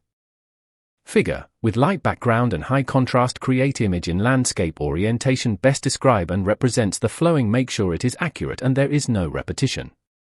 Extra detailed AI-ready prompt for AI-generated diagram showing an overhead, schematic view of a 40-foot transit bus making a right turn at an intersection. The diagram highlights a red highlighted arc representing the tail swing sweeping into the left lane, and a blue dashed line showing the path of the front wheels. Clean, instructional style similar to municipal driver handbooks, using clear geometric shapes and high visibility contrasting colors. 8.2 Section B, Situational Judgment and Defensive Driving Test. This section evaluates your ability to process dynamic road environments and prioritize safety over schedule, building directly on Chapters 5 and 7. The Situational Judgment Test, SJT, format presents multiple plausible actions, but only one represents the absolute highest standard of municipal transit safety. Question 5. You are approaching an intersection with a stale green light, a light that has been green for a long time. You are running 5 minutes behind schedule, and a passenger is standing at a bus stop just past the intersection. What is your best course of action?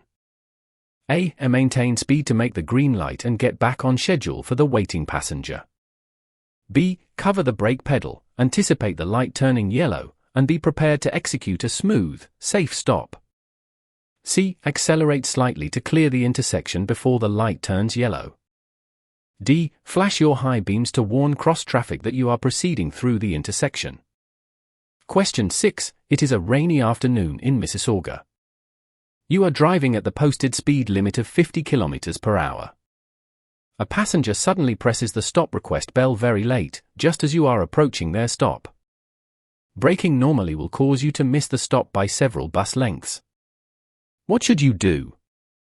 A. Apply hard, emergency braking to ensure the passenger can disembark at their requested location. B. Miss the stop, proceed to the next designated bus stop, and apologize to the passenger for the inconvenience. C. Swerve sharply toward the curb while braking to reduce the stopping distance.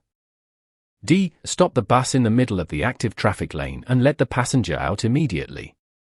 Question 7. You are servicing a bus stop on Hurontario Street. As you check your mirrors to merge back into the flow of traffic, you notice a cyclist approaching rapidly in your left blind spot, hugging the curb line. What is the safest procedure? A. Activate your left turn signal and merge, the size of the bus gives you the right of way. B. Honk the horn to alert the cyclist to yield, then proceed into the traffic lane. C. Keep the bus secured at the stop, monitor the mirror, and wait for the cyclist to pass completely before merging. D. Open your driver's side window and wave the cyclist past before pulling out. Question 8. While stopped at a red light, a passenger car accidentally rear-ends your bus. The impact is minor, and there appears to be no significant damage. What is your mandatory first step according to municipal transit protocols? A. Step out of the bus, inspect the bumper, and if it looks fine, agree with the driver to leave without reporting it.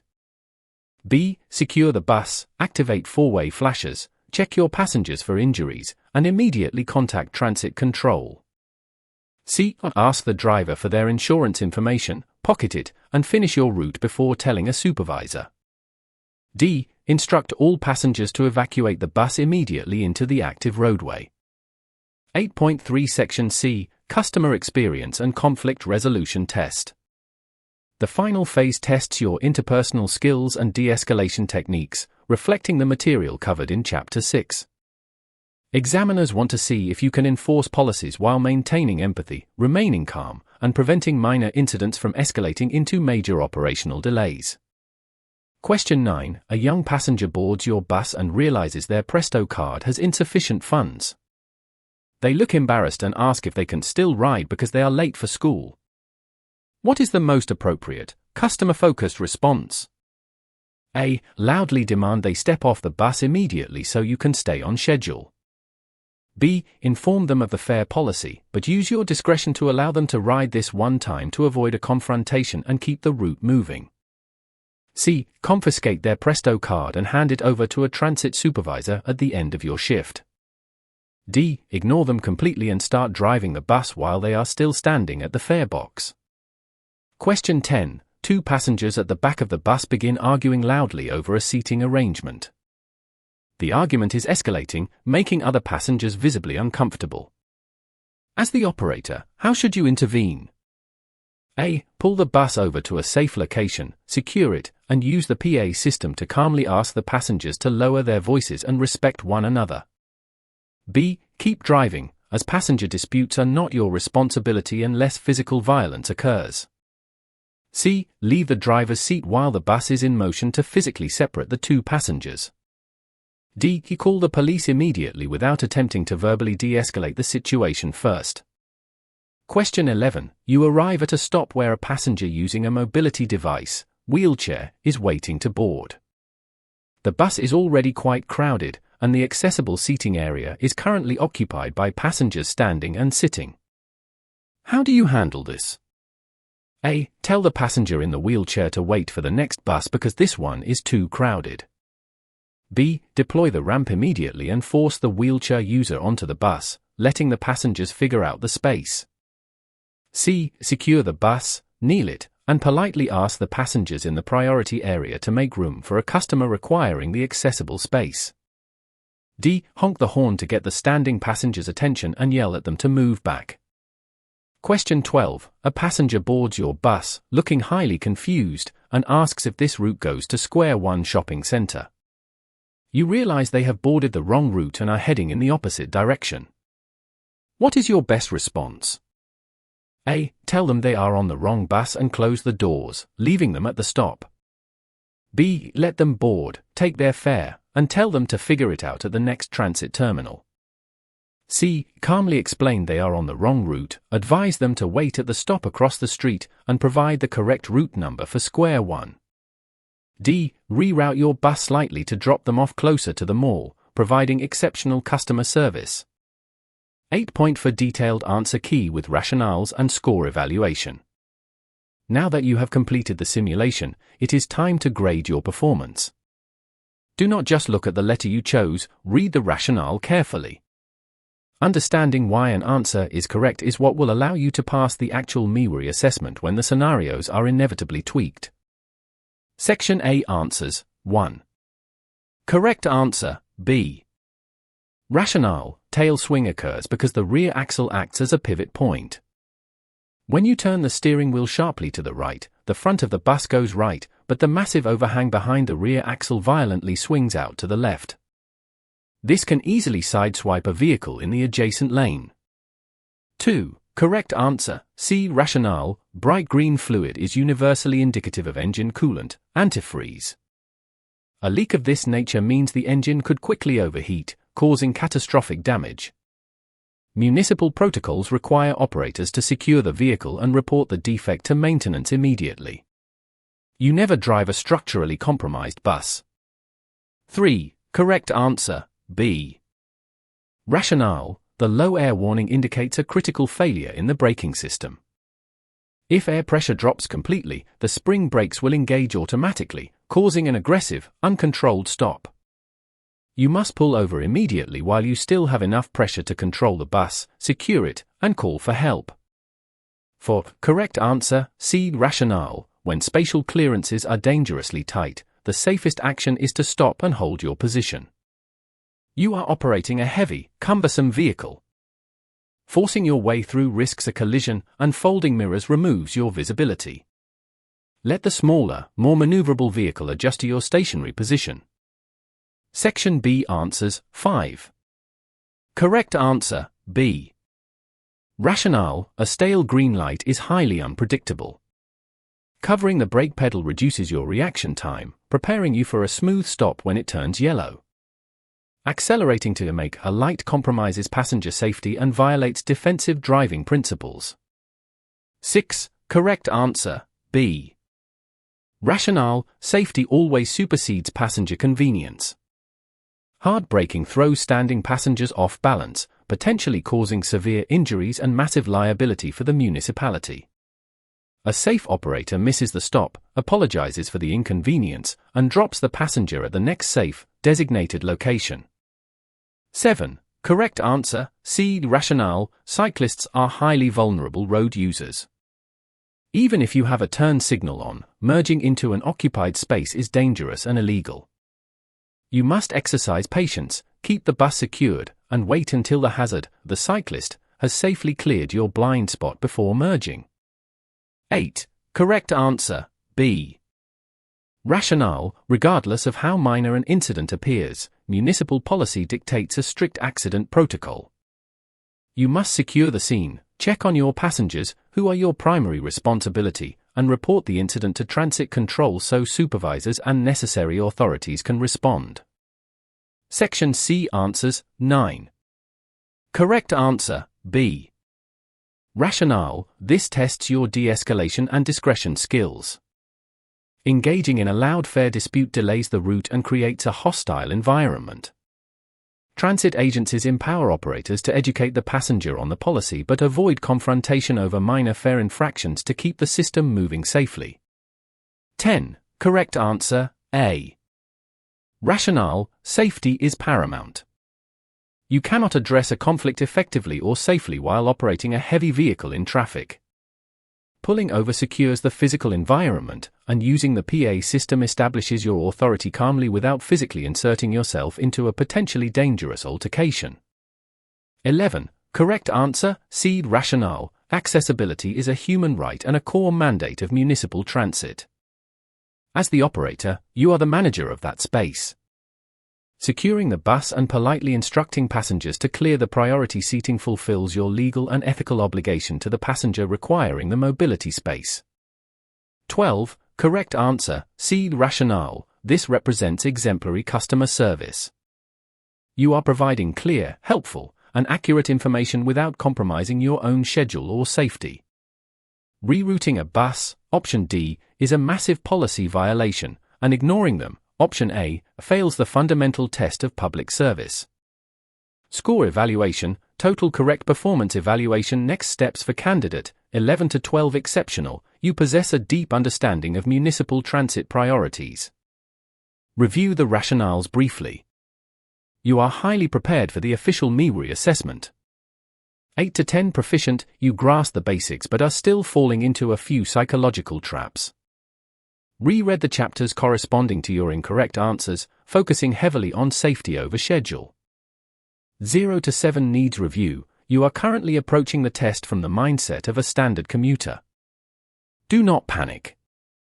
Return to Chapter 2 to reframe your mindset, and study the rationales here closely. Figure Mind Map Chapter 8, the Comprehensive MIWRI Simulation Exam. Core Node, Simulation Exam Structure. Branch 1, Section A, Spatial and Mechanical, Sub-branches, Tail Swing Awareness, Fluid Leak Identification, Air Brake Emergency Protocol, Narrow Clearance Judgment. Branch 2, Section B, SJT and Defensive Driving, Sub-branches, Stale Green Lights, Late Stop Requests, Safety Schedule, Cyclist Blind Spot Yields, Mandatory Accident Protocols. Branch 3, Section C, Customer Experience, Sub-branches, Fare Discretion, De-escalating Passenger Arguments, Accessibility Compliance, Lost Passenger Guidance. Branch 4, Evaluation Metrics, Sub-branches, Safety First Mindset, Protocol Adherence, Customer Empathy, Professional Boundaries. Chapter 9, Acing the Panel Interview and Final Onboarding. Sections. Section 9.1, Translating Test Success into Interview Confidence. Section 9.2, Structuring Your Answers Using the STAR Method. Section 9.3, Anticipating Frequently Asked Behavioral Questions at MIWRI. Section 9.4, Final Preparations for Medical Exams, Background Checks, and Training Camp. You have successfully navigated the most rigorous cognitive hurdles this hiring process has to offer. In Chapter 8, you tested your mettle against a comprehensive simulation that pushed your spatial reasoning, mechanical logic, and situational judgment to their limits. Passing those assessments proves you have the technical aptitude to operate a municipal transit vehicle safely. Now, the city of Mississauga wants to look you in the eye and confirm you have the character to match. The panel interview is often the most intimidating phase for aspiring MIWRI operators. You will likely find yourself sitting across from transit supervisors, HR representatives, and driver trainers.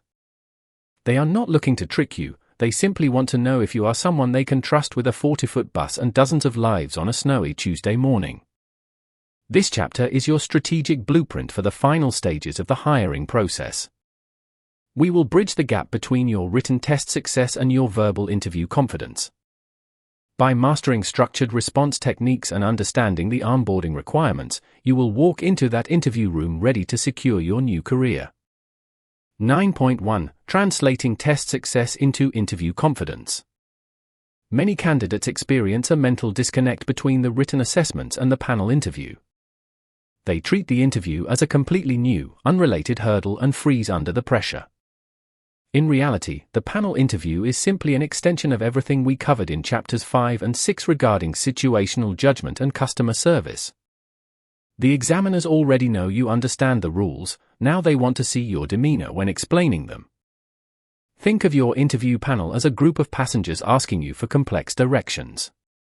If you appear flustered, defensive, or unsure of yourself, they will lose confidence in your ability to lead.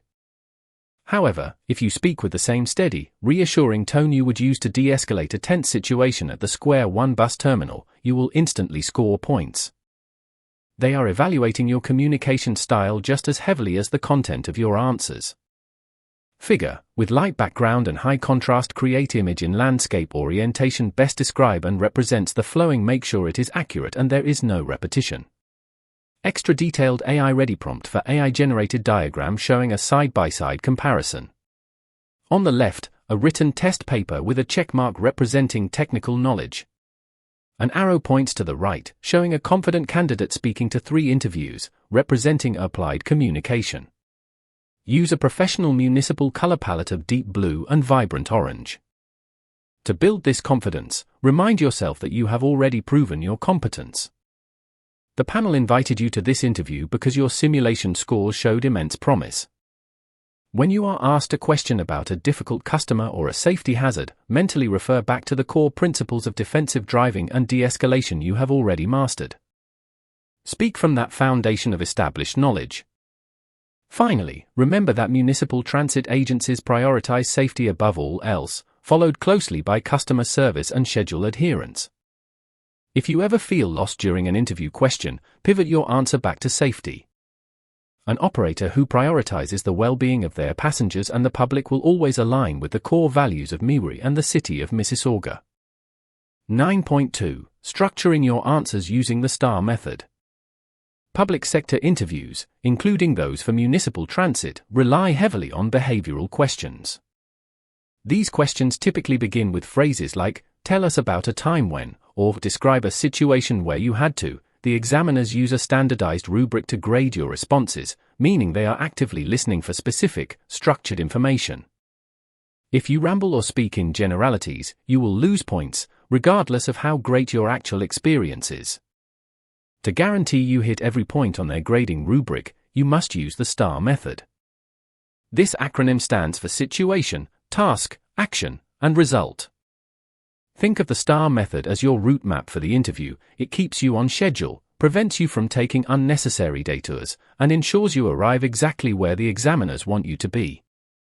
STAR component: what it means. Transit interview application.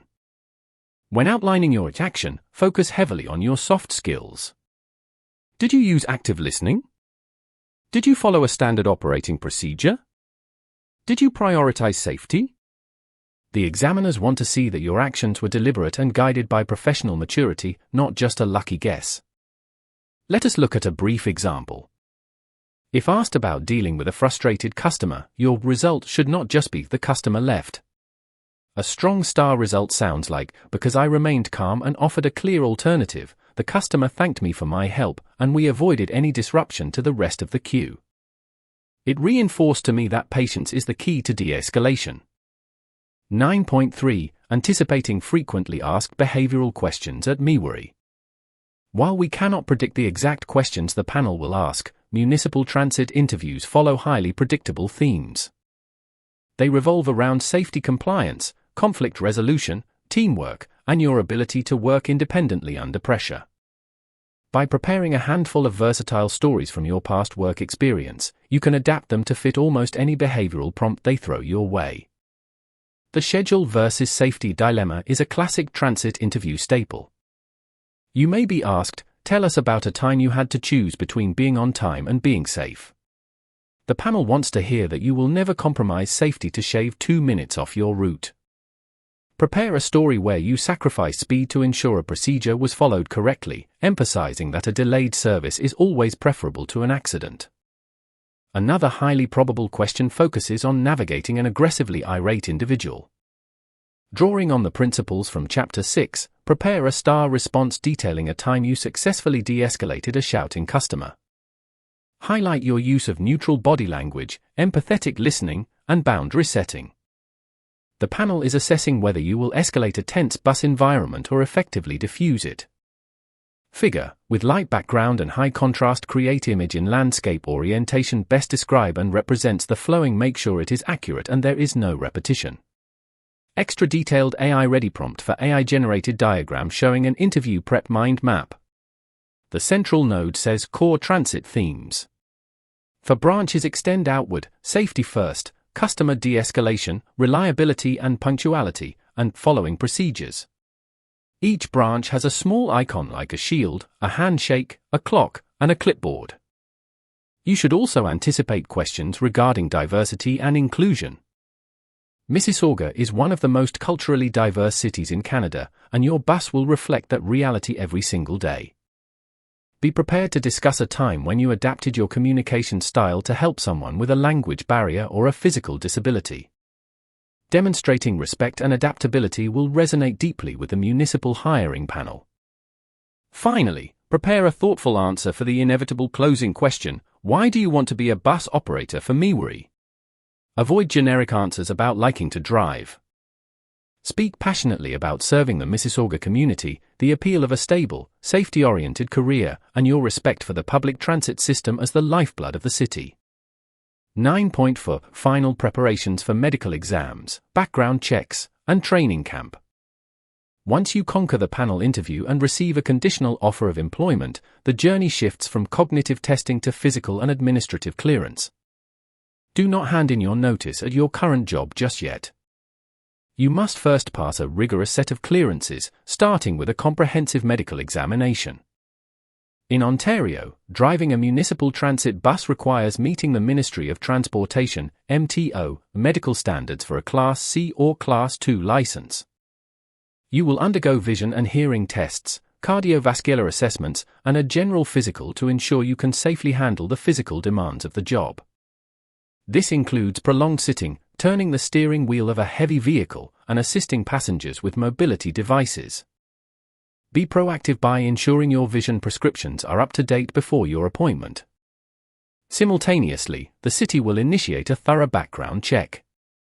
This typically includes a vulnerable sector screening versus through the local police service, as you will be interacting daily with children, the elderly, and individuals with disabilities. Furthermore, HR will contact your references and scrutinize your driver's abstract. A clean driving record is absolutely non-negotiable at this stage. Any recent, undisclosed infractions can immediately revoke your conditional offer. Once you are fully cleared, you will receive your official start date for the MississaugaBusPrep training camp. This intensive, multi-week program is where you finally earn your commercial license and learn the specific routing of Mississauga. Treat training camp like a 6-week job interview. Show up early, wear polished, professional attire, and absorb every piece of advice your driver trainers offer. Your journey from an aspiring candidate to a full-fledged municipal transit operator is nearly complete. By approaching the interview with structured confidence and preparing diligently for the onboarding clearances, you are setting yourself up for decades of success. The city needs dedicated professionals behind the wheel, and you are now thoroughly equipped to answer that call. Figure Mind Map Route, Chapter 9, Panel Interview and Onboarding, Translating Test Success Confidence Building Bridge from Simulation to Interview Communication Tone Prioritizing Safety over all the STAR Method Situation Context Task Responsibility Action Taken Result and Lesson Learned Anticipating Interview Questions Safety versus Schedule Conflict De-escalation Diversity and Inclusion Why MIWRI. Final Onboarding Steps MTO Medical Standards Vulnerable Sector Screening Clean Driver Abstract MIWRI Training Camp Expectations